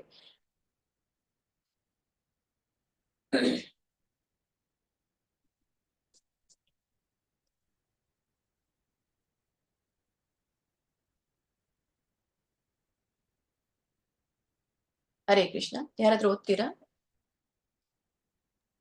ಹರೇ ಕೃಷ್ಣ ಮಾತಾಜಿ. ಹರೇ ಕೃಷ್ಣ. ರಾಗಾತ್ಮಿಕ ಭಕ್ತಿ. ಯಾವುದೋ ಒಂದು ವಸ್ತುವಿನಲ್ಲಿ ಸ್ವಯಂ ಪ್ರೇರಿತ ಆಕರ್ಷಣೆಯನ್ನ ಕಂಡುಕೊಂಡು ಸಂಪೂರ್ಣವಾಗಿ ಆ ವಿಷಯವನ್ನು ಕುರಿತಾಗಿಯೇ ಚಿಂತಿಸುತ್ತಿರುವುದು ರಾಗಾತ್ಮಿಕ ಭಕ್ತಿ ಎನ್ನಿಸಿಕೊಳ್ಳುತ್ತದೆ ಎಂದು ಶ್ರೀ ರೂಪ ಗೋಸ್ವಾಮಿಯವರು ವ್ಯಾಖ್ಯಾನ ಮಾಡುತ್ತಾರೆ. ಭಕ್ತಿ ರಸಾಮೃತ ಸಿಂಧು ಪುಟ 133. ಹರೇ ಕೃಷ್ಣ. ಧನ್ಯವಾದಗಳು. ಈಗ ಅಧ್ಯಾಯ 15ರಲ್ಲಿ ರಾಗಾತ್ಮಿಕ ಭಕ್ತರು. ಹಾಗಾದ್ರೆ ರಾಗಾತ್ಮಿಕ ಭಕ್ತರು ಯಾರು, ಯಾಕೆ ರಾಗಾನುಗರು ಅವರನ್ನ ಅನುಸರಿಸ್ತಾರೆ ಅನ್ನೋದಕ್ಕೆ ಇದೊಂದ್ ತರನಾದತ್ತ ಒಂದು ರಾಗಾತ್ಮಿಕ, ಯಾವುದೇ ಒಂದು ವಸ್ತುವಿನಲ್ಲಿ ಸ್ವಯಂ ಪ್ರೇರಿತ ಆಕರ್ಷಣೆ. ಈಗಾಗಲೇ ನಿಮ್ಗೆ ಹೇಳಿರೋ ಹಾಗೆ ಸ್ವಾಭಾವಿಕವಾದಂತಹ ಆಕರ್ಷಣೆ. ಈಗ ನಾವೆಲ್ಲರೂ ಕೂಡ ಈ ಒಂದು ಭಕ್ತಿಗೆ ಭಕ್ತಿಯ ಒಂದು ವರ್ಗಕ್ಕೆ ಸೇರಿದವರಲ್ಲ ನಾವೆಲ್ಲರೂ ಕೂಡ. ಯಾಕಂದ್ರೆ ನಮ್ಗೆ ಸ್ವಯಂ ಪ್ರೇರಿತವಾದಂತಹ ಆಕರ್ಷಣೆ ಇಲ್ಲ ನಮ್ಗೆ. ಹಾಗಾದ್ರೆ ಸ್ವಯಂ ಪ್ರೇರಿತವಾದಂತಹ ಆಕರ್ಷಣೆ ಸಿಗುವುದು ಎಲ್ಲಿ? ಸಂಪೂರ್ಣವಾಗಿ ಆ ವಿಷಯವನ್ನ ಕುರಿತಾಗಿ ಚಿಂತಿಸುವುದು. ಯಾವ ವಿಷಯವಾಗಿ?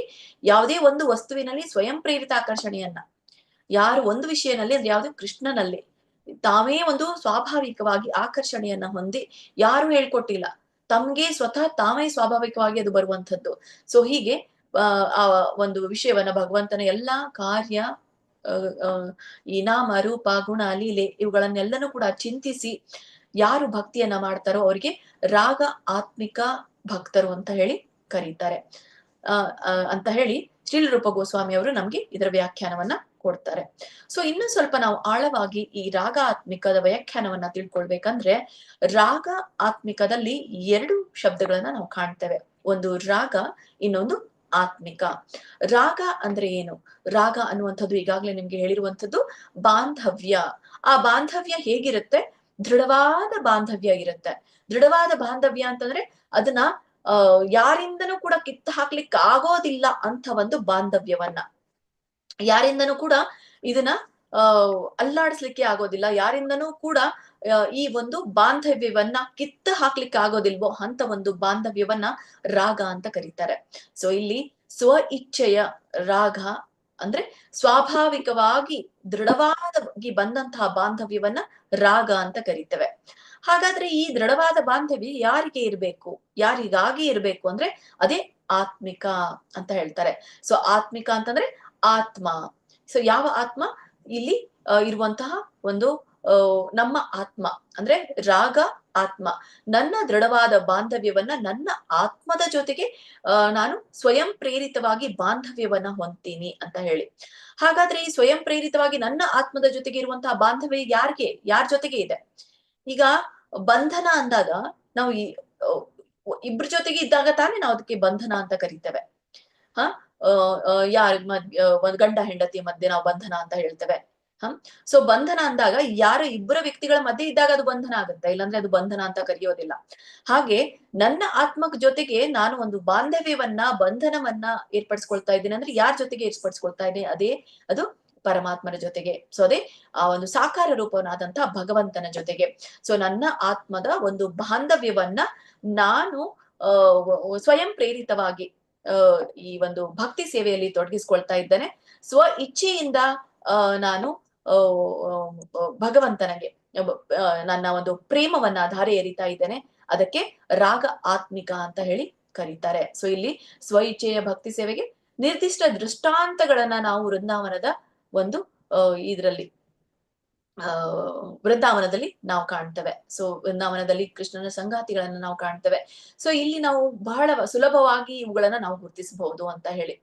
ಮತ್ತೆ ಈ ವೃಂದಾವನದ ನಿವಾಸಿಗಳೆಲ್ಲರೂ ಕೂಡ ಈ ಸ್ವಯಂ ಪ್ರೇರಿತ ಪ್ರೇಮದಲ್ಲಿ ಅವರು ಇದ್ರು ಅಂತ ಹೇಳಿ. ಹಾಗಾಗಿ ಅವರನ್ನ ರಾಗ ಆತ್ಮಿಕರು ಅಂತ ಹೇಳಿ ಕರೀತಾರೆ. ಹೀಗೆ ಸೊ ವೃಂದಾವನ ನಿವಾಸಿಗಳು ಭಕ್ತಿ ಸೇವೆಯನ್ನ ಕುರಿತಂತೆ ಆ ಭಕ್ತಿಯನ್ನ ಬಿಟ್ಟು, ಕೃಷ್ಣನ ಭಕ್ತಿಯನ್ನ ಬಿಟ್ಟು ಬೇರೆ ಏನನ್ನೂ ಕಲ್ತ್ಕೊಳ್ಳಿಲ್ಲ. ಬೇರೆ ಯಾವುದೇ ನಿಯಂತ್ರಕ ತತ್ವಗಳ ಅವಶ್ಯಕತೆ ಇರ್ಲಿಲ್ಲ ಅವರಿಗೆ. ಯಾಕೆಂದ್ರೆ ನೇರವಾದಂತಹ ಬಾಂಧವ್ಯವನ್ನ ಭಗವಂತನ ಜೊತೆಗೆ ಹೊಂದಿದ್ರು. ಯಾವುದೇ ನಿಯಂತ್ರಕ ತತ್ವಗಳ ಅಳವಡಿಕೆ ಇಲ್ಲ. ಯಾವುದನ್ನು ಕೂಡ ಅನುಸರಿಸೋ ಅವಶ್ಯಕತೆ ಇಲ್ಲ. ಕೇವಲ ಶುದ್ಧವಾದ ಭಕ್ತಿ ಸೇವೆಯನ್ನ ಬಿಟ್ಟು ಅವರು ಬೇರೆ ಏನನ್ನೂ ಕಲ್ತ್ಕೊಳ್ಬೇಕಾಗಿರುವಂತಹ ಅವಶ್ಯಕತೆ ಅಲ್ಲಿ ಇರ್ಲಿಲ್ಲ. ಹೀಗೆ ಯಾಕೆ ಅವಶ್ಯಕತೆ ಇಲ್ಲ ಅಂತಂದ್ರೆ ಈಗಾಗಲೇ ಅವರು ನಿಯಂತ್ರಕ ತತ್ವಗಳ ಪಾಲನೆಯಲ್ಲಿ ಅವರು ನಿಪುಣರಾಗಿದ್ರು ಅನ್ನೋದನ್ನ ನಾವು ತಿಳ್ಕೊಳ್ಬಹುದು.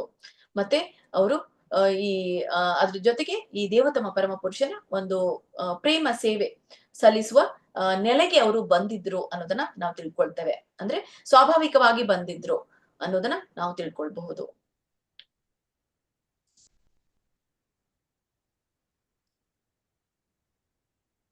ಇಲ್ಲಿ ರಾಗಾತ್ಮಿಕ ಭಕ್ತಿ ಸ್ವಯಂ ಪ್ರೇರಿತ ಪ್ರೇಮ ಭಾವದಿಂದ ಸಲ್ಲಿಸುವ ಅಂತಹ ಭಕ್ತಿ ಸೇವೆಯನ್ನು ರಾಗಾತ್ಮಿಕ ಭಕ್ತಿ ಎಂದು ಕರೆಯುತ್ತಾರೆ. ಇದಕ್ಕೆ ಚೈತನ್ಯ ಚರಿತಾಮೃತ ಒಂದು ಮಧ್ಯ ಲೀಲೆಯಲ್ಲಿ ನಾವು ಒಂದು ಶ್ಲೋಕವನ್ನ ಕಾಣಬಹುದು. ಅದರಲ್ಲಿ ರಾಗಾತ್ಮಿಕ ಭಕ್ತಿ ಮುಖ್ಯ ವ್ರಜವಾಸಿ ಜನೆ ಅಂತ ಹೇಳಿ. ಹಾಗಾದ್ರೆ ಈ ರಾಗಾತ್ಮಿಕ ಭಕ್ತಿ ಅನ್ನೋದು ಯಾರಲ್ಲಿ ಇರುತ್ತೆ? ನಮ್ಗೆ ಯಾರನ್ನ ನಾವು ಉದಾಹರಣೆಯನ್ನಾಗಿ ತಗೊಳ್ಬಹುದು? ಸ್ವಾಭಾವಿಕವಾಗಿ ಈ ಬಾಂಧವ್ಯವನ್ನ ಬೆಳೆಸಿಕೊಂಡಿರುವಂತಹವರು ಯಾರು ಅಂತ ನಮ್ಗೆ ಇಲ್ಲಿ ಪ್ರಶ್ನೆ ಬಂದ್ರೆ ಅದಕ್ಕೆ ನಮ್ಗೆ ಉತ್ತರ ಸಿಗುವಂಥದ್ದು ಈ ಒಂದು ಶ್ಲೋಕದಿಂದ.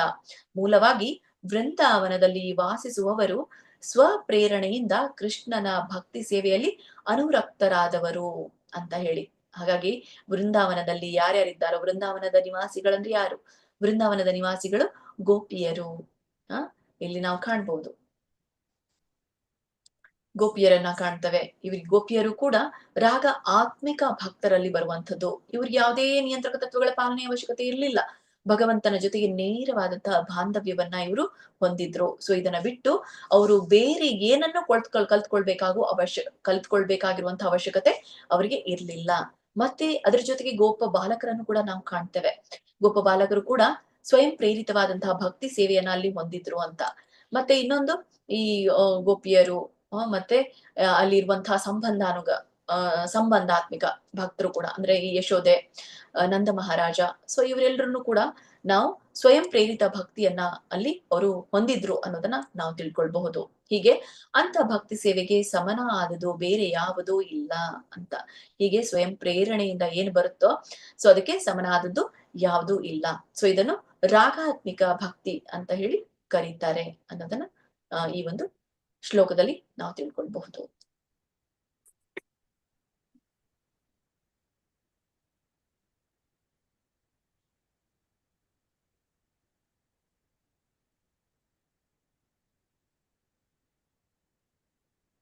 ಹೀಗೆ ಈ ಗೋಪಬಾಲಕರು ಯಾವಾಗ್ಲೂ ಕೂಡ ಕೃಷ್ಣನ ಜೊತೆಗೆ ಆಟವನ್ನ ಆಡ್ತಾ ಇದ್ರು. ಮತ್ತೆ ಗೊಲ್ಲ ಬಾಲಕರನ್ನ ನಾವು ನೋಡ್ತೇವೆ.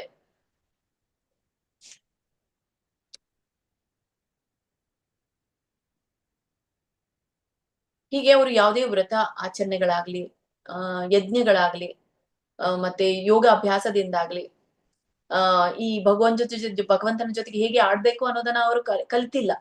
ಭಗವಂತನ ಜೊತೆಗೆ ಸ್ವಾಭಾವಿಕವಾಗಿ ಅವರು ಆಟವನ್ನ ಆಡ್ತಾ ಇದ್ರು. ಸೊ ಸ್ವಯಂ ಪ್ರೇರಿತವಾಗಿ. ಅಂದ್ರೆ ಇಲ್ಲಿ ಈ ಗೋಪಿಯರಿಗಾಗಿರ್ಬಹುದು, ಗೋಪ ಬಾಲಕರಿಗಾಗಿರ್ಬಹುದು, ಈ ವೃಷ್ಣಿಯರಿಗಾಗಿರ್ಬಹುದು. ಸೊ ವೃಷ್ಣಿಯರು ಅಂತಂದ್ರೆ ನಾವು ಎರಡು ತರನಾಗಿ ವೃಷ್ಣಿಯರನ್ನ ಕಾಣ್ತೇವೆ. ಈ ದ್ವಾರಕೆಯಲ್ಲಿ ಇರುವಂತವ್ರು ಕೂಡ ವೃಷ್ಣಿಯರು, ಮತ್ತೆ ಜೊತೆಗೆ ಇಲ್ಲಿ ವೃಂದಾವನದಲ್ಲಿ ಇರುವಂತಹವರು ಕೂಡ ವೃಷ್ಣಿಯರನ್ನಾಗಿ ನಾವು ಕಾಣ್ತೇವೆ. ಸೊ ಈ ವೃಷ್ಣಿಯರನ್ನು ಕೂಡ ಇಲ್ಲಿ ನಾವು ಸ್ವಯಂ ಪ್ರೇರಿತವಾದಂತಹ ಬಾಂಧವ್ಯವನ್ನ ಭಗವಂತನ ಜೊತೆಗೆ ಹೊಂದಿದ್ರು. ಸ್ವಾಭಾವಿಕವಾಗಿ ಅವ್ರಿಗೆ ಆ ಭಕ್ತಿ ಬಂದಿತ್ತು. ಸೊ ಸ್ವಾಭಾವಿಕವಾಗಿ ಏನು ಭಕ್ತಿಯನ್ನ ವ್ಯಕ್ತಪಡಿಸ್ತಾರೋ ಅವರೆಲ್ಲರೂ ಕೂಡ ರಾಗಾತ್ಮಿಕರು ಅಂತ ಹೇಳಿ. ತಮ್ಮ ಒಂದು ಬಾಂಧವ್ಯವನ್ನ, ತಮ್ಮ ಆತ್ಮವನ್ನ ಭಗವಂತನ ಜೊತೆಗೆ ಆತ್ಮದ ಬಾಂಧವ್ಯವನ್ನ ಭಗವಂತನ ಜೊತೆಗೆ ಹೊಂದಿದ್ರು ಅಂತ. ಕೇವಲ ಈ ದೇಹ ಅನ್ನುವಂಥದ್ದು ಸಾಧನ ಮಾತ್ರ, ಆದ್ರೆ ಆತ್ಮದ ಜೊತೆಗೆ ಬಾಂಧವ್ಯವನ್ನ ಹೊಂದಿದ್ರು ಅನ್ನೋದನ್ನ ನಾವು ನೋಡ್ತೇವೆ. ಸೊ ಹೀಗೆ ಯಾವುದೇ ವ್ರತಾಚರಣೆ, ಇವೆಲ್ಲ ಅಭ್ಯಾಸಗಳ ಅವಶ್ಯಕತೆ ಅವರಿಗೆ ಇರ್ಲಿಲ್ಲ. ಹೇಗೆ ಅಂದ್ರೆ ಇಲ್ಲಿ ಆ ಈ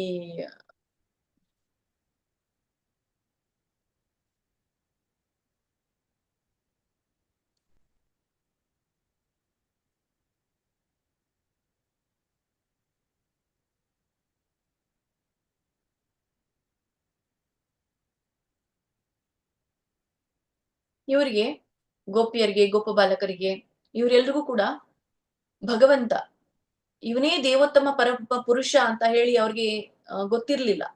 ಗೊತ್ತಿರ್ಲಿಲ್ಲ ಅಂತಂದ್ರೆ ಅವರು ಸಾಮಾನ್ಯವಾಗಿ ಕೃಷ್ಣ ಶಕಟಾಸುರನ ಕೊಂದ ಅಂತಂದ್ರೆ ಏನೋ ಒಂದು ಚಿಕ್ಕ ಮಗು ಶಕಟ ಅದ್ರ ಮೇಲೆ ಕಾಲಿಟ್ಟು ಹಾಗಾಗಿ ಆ ಅಸುರ ಸತ್ತ ಅಂತ ಹೇಳಿ ಅವರು ಅದನ್ನ ತಿಳ್ಕೊಳ್ತಾ ಇದ್ರು. ಸೊ ಆದ್ರೂ ಕೂಡ ಸ್ವಯಂ ಪ್ರೇರಿತವಾಗಿ ಭಕ್ತಿ ಅವನಲ್ಲಿ ಇತ್ತು. ಯಾರು ಹೇಳಿದ್ರು ಅಂತ ಹೇಳಿರ್ಲಿಲ್ಲ. ಈಗ ಪಾಂಡವರಿಗೆ ಕೃಷ್ಣ ದೇವೋತ್ತಮ ಪರಮ ಪುರುಷ ಅಂತ ಹೇಳಿ ಗೊತ್ತಿತ್ತು. ಆದ್ರೆ ಈ ವೃಷ್ಣಿಯರಿಗೆ, ಈ ವೃಜವಾಸಿಗಳಿಗೆ, ಗೋಪಿಕೆಯರಿಗೆ, ಗೋಪಬಾಲಕರಿಗೆ ಅವನೇ ದೇವೋತ್ತಮ ಪರಮ ಪುರುಷ ಅಂತ ಗೊತ್ತಿರ್ಲಿಲ್ಲ. ಈಗ ಈ ಗೋವರ್ಧನ ಬೆಟ್ಟವನ್ನ ಎತ್ತಿ ಹಿಡಿದ ಒಂದು ಚಿಕ್ಕ ಬಾಲಕ ಅಂತ ಹೇಳಿ ನಾವು ತಿಳ್ಕೊಳ್ತೇವೆ. ಆದ್ರೆ ಗೋಪಬಾಲಕರಿಗೆ ಅಲ್ಲಿ ಇರೋರಿಗೆ ಎಲ್ರಿಗೂ ಕೂಡ ವೃಜವಾಸಿಗಳಿಗೆ ಕೃಷ್ಣನೇ ಎತ್ತಿದ ಅಂತ ಹೇಳಿ ಇಲ್ಲ. ಎಲ್ರು ಕೂಡ ಹಿಡ್ದಿದ್ರು. ನಂದ ಮಹಾರಾಜರನ್ನು ಕೂಡ ಎಲ್ರು ಕೂಡ ಅಲ್ಲಿ ವೃಜವಾಸಿಗಳೆಲ್ಲರೂ ಕೋಲ್ನ ಹಿಡ್ಕೊಂಡಿದ್ರು. ಅದಕ್ಕೋಸ್ಕರ ಆ ಒಂದು ಗೋವರ್ಧನ ಬೆಟ್ಟ ಛತ್ರಿಯಾಗಿ ಒಂದು ನಿಂತಿತ್ತು ಅಂತ ಹೇಳಿ. ಸೊ ಅದನ್ನ ಕೃಷ್ಣನೇ ಎತ್ತಿದ ಅಂತ ಆತರ ಅಂದ್ರೆ ಇವನೇ ದೇವೋತ್ತಮ ಪರಮ ಪುರುಷ ಅಂತ ಹೇಳಿ ಅರಿವೇ ಇಲ್ಲದೆ ಇರುವಂತವ್ರು. ಆದ್ರೂ ಕೂಡ ಸ್ವಯಂವಾಗಿ ಅವರು ಏನಾಗಿದ್ರು ಅವನಿಂದ ಆಕರ್ಷಿತರಾಗಿದ್ರು ಅಂತ ಹೇಳಿ. ಸೊ ಆ ಭಾವದಲ್ಲಿ ಇವ್ರು ಇರ್ಲಿಲ್ಲ. ಹಾಗಾಗಿ ಇವರೆಲ್ಲರೂ ಕೂಡ ಏನು ಒಳಗಡೆ ಇವನೇ ಭಗವಂತ ಅಂತ ಹೇಳ್ಕೊಂಡು ಏನು ಸ್ವಾಭಾವಿಕವಾಗಿ ಬರುತ್ತೋ ಭಗವಂತ ಅಂತ ತಿಳ್ಕೊಳ್ದೆ ಸ್ವಾಭಾವಿಕವಾಗಿನೇ ಅವ್ರ ಹತ್ರ ಆಕರ್ಷಣೆ ಆಗುವಂಥದ್ದೇ ಈ ರಾಗಾತ್ಮಿಕ. ಮತ್ತೆ ಯಾವಾಗ ನಾವು ತಿಳಿದು ಇವನೇ ಭಗವಂತ ಅಂತ ತಿಳಿದು ನಾನು ಆಕರ್ಷಿತನಾಗ್ತೀವೋ ಅದು ಏನು ಅಸ್ವಾಭಾವಿಕವಾಗಿ ಇರುವಂತದ್ದು. ಮತ್ತೆ ಅದನ್ನ ನಾವು ಇಲ್ಲಿ ಕಾಣ್ತೇವೆ. ಅದನ್ನ ನಾವು ರಾಗಾತ್ಮಿಕ ಅಂತ ಕರೆಯೋದಿಲ್ಲ. ಯಾಕಂದ್ರೆ ಉದಾಹರಣೆಗೆ ಪಾಂಡವರನ್ನ ನಾವು ತಗೊಳ್ಬಹುದು. ಸೊ ಪಾಂಡವರಿಗೆ ಎಲ್ರಿಗೂ ಗೊತ್ತಿತ್ತು ಇವನೇ ದೇವೋತ್ತಮ ಪರಮ ಪುರುಷ ಅಂತ ಹೇಳಿ. ಹಾಗಾಗಿ ಅವರು ಐಶ್ವರ್ಯ ಭಾವದಲ್ಲಿ ಇರುವಂತವ್ರು ಅವರೆಲ್ಲರೂ ಕೂಡ. ಅಂದ್ರೆ ಭಗವಂತನ ಐಶ್ವರ್ಯವನ್ನ ತಿಳಿದುಕೊಂಡಿರುವಂತವ್ರು. ಈ ವೃಂದಾವನ ವಾಸಿಗಳಿಗೆ ಅವನ ಐಶ್ವರ್ಯದ ಅರಿವಿಲ್ದೇ ಭಕ್ತಿಯನ್ನ ಮಾಡ್ತಾ ಇರುವಂತದ್ದು. ಆ ಅರಿವಿಲ್ದೇ ಭಕ್ತಿಯನ್ನ ಮಾಡುವಂತದ್ದೇ ಈ ಒಂದು ಸ್ವಾಭಾವಿಕ ಭಕ್ತಿಗೆ ಅಂದ್ರೆ ರಾಗ ಆತ್ಮಿಕ ಭಕ್ತಿಗೆ ಸಮನಾಗಿರುವಂತದ್ದು ಅದನ್ನ ತಿಳ್ಕೊಳ್ತೇವೆ. ಇನ್ನ ಈ ರಾಗ ಆತ್ಮಿಕದಲ್ಲಿ ನಾವು 2 ವಿಧಾನಗಳನ್ನ ಕಾಣ್ತೇವೆ. ಹೇಗೆ ಅಂತಂದ್ರೆ ಈ ರಾಗ ಆತ್ಮಿಕ ಭಕ್ತಿ ಆತ್ಮದ ಜೊತೆಗೆ ಒಂದು ಬಾಂಧವ್ಯವನ್ನ ನಾವು ಹೊಂದಿದ್ದೇವೆ. ಆ ಆತ್ಮ ಯಾರ ಜೊತೆಗೆ ಬಾಂಧವ್ಯ ಹೊಂದಿದೆ? ಭಗವಂತನ ಜೊತೆಗೆ ಬಾಂಧವ್ಯವನ್ನ ಹೊಂದಿದಾಗ ಆ ಬಾಂಧವ್ಯ 2 ತರನಾಗಿರುತ್ತೆ ಅನ್ನೋದನ್ನ ನಾವು ಕಾಣ್ತೇವೆ. ಸೊ ಉದಾಹರಣೆಗೆ ಗೋಪಿಯರು ಗೋಪಬಾಲಕರನ್ನು ತೆಗೆದುಕೊಂಡಾಗ ಅಲ್ಲಿನೂ ಕೂಡ 2 ತರನಾದಂತಹ ಭಕ್ತಿಯನ್ನು ನಾವು ಕಾಣ್ತೇವೆ. ಸೊ ಹೇಗೆ ಈ 5 ತರನಾದಂತಹ ನಾವು ರಸಗಳನ್ನ ಕಾಣ್ತೀವೋ ಅದೇ ರಸಕ್ಕೆ ಸಂಬಂಧಪಟ್ಟ ಹಾಗೆ ಇವುಗಳ ಒಂದು ವರ್ಗೀಕರಣವನ್ನ ಮಾಡಲಾಗಿದೆ. ಈ ರಾಗಾತ್ಮಿಕ ಭಕ್ತಿಯ 2 ವಿಧಗಳು ಯಾವುದು ಅಂದ್ರೆ, ಒಂದು ಕಾಮ ರೂಪ ರಾಗಾತ್ಮಿಕ ಭಕ್ತಿ, ಎರಡನೇದು ಸಂಬಂಧ ರೂಪ ರಾಗಾತ್ಮಿಕ ಭಕ್ತಿ ಅಂತ. ಹಾಗಾದ್ರೆ ಮೊದಲಿದ್ದನ್ನ ಕಾಮ ರೂಪ ರಾಗಾತ್ಮಿಕ ಭಕ್ತಿ. ಇಲ್ಲಿ ನಾವು ಈ ಒಂದು ಪದವನ್ನ ಬಿಡಿಸಿದಾಗ ಕಾಮ ರೂಪ ಅಂದ್ರೆ ಕಾಮ ಅಂದ್ರೆ ಇದೊಂಥರನಾದಂತಹ ನಮಗೆ ಪದ ತುಂಬಾನೇ ಕೆಟ್ಟದಾಗಿ ಅನಿಸುವಂಥದ್ದು ಈ ಒಂದು ಭೌತಿಕ ಜಗತ್ತಿನಲ್ಲಿ. ಕಾಮ ಅಂದಾಗ ನಾವು ಏನ್ ತಿಳ್ಕೊಳ್ತೇವೆ? ಇದೊಂಥರನಾದಂತಹ ಇಂದ್ರಿಯ ತುಷ್ಟಿ ಇರುವಂಥದ್ದು. ಸೊ ಇದು ಕೇವಲ ಭೌತಿಕ ಆಸೆಯನ್ನ ಬಯಸುವಂಥದ್ದು, ಇಂದ್ರಿಯ ಬಯಕೆಯನ್ನ ಪೂರೈಸಿಕೊಳ್ಳುವಂಥದ್ದು ಕಾಮ ಅಂತ ಹೇಳಿ ನಾವು ಇದನ್ನ ತಿಳ್ಕೊಳ್ತೇವೆ. ಸೊ ಯಾವುದಕ್ಕೆ? ಕಾಮಕ್ಕೆ.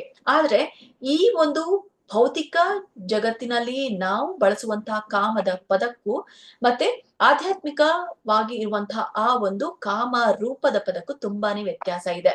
ಸೊ ಕಾಮ ಅಂದ್ರೆ ಇದು ಒಂಥರನಾದಂತಹ ಯಾವುದು?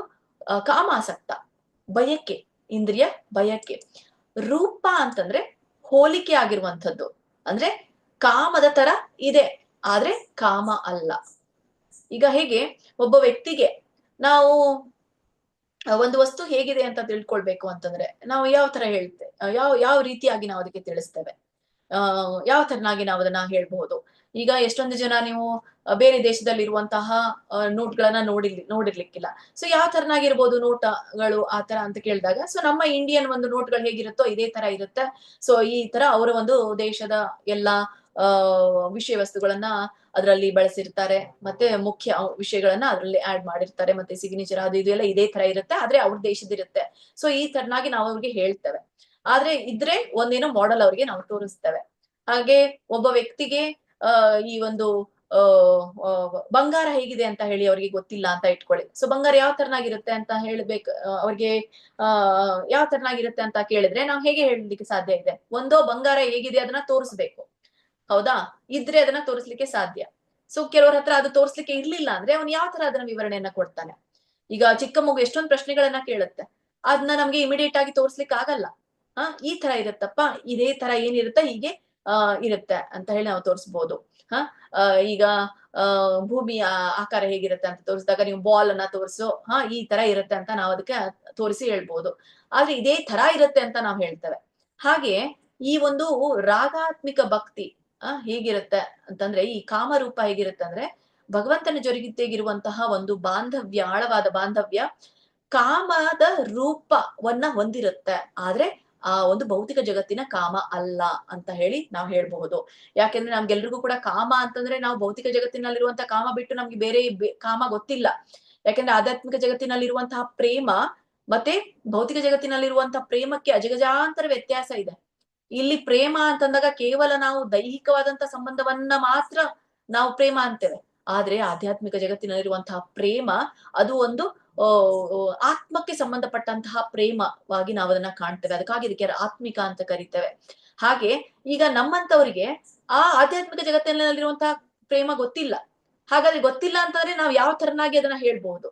ನಾವು ಅದನ್ನ ಹೇಗೆ ತಿಳಿಸಿ ಹೇಳ್ಬಹುದು ನಿಮ್ಮಂತವ್ರಿಗೆ ಅಥವಾ ನಮ್ಮಂತವ್ರಿಗೆ? ಸೊ ಹೀಗೆ ಕಾಮಕ್ಕೆ ಸಮನಾಗಿರುವಂತದ್ದು, ಕಾಮ ರೂಪ ಆಗಿರುವಂತದ್ದು, ಕಾಮಕ್ಕೆ ಹೋಲಿಕೆಯನ್ನ ಕೊಡುವಂತದ್ದು ಈ ತರನಾಗಿರುತ್ತೆ ಅಂತ ಹೇಳಿ.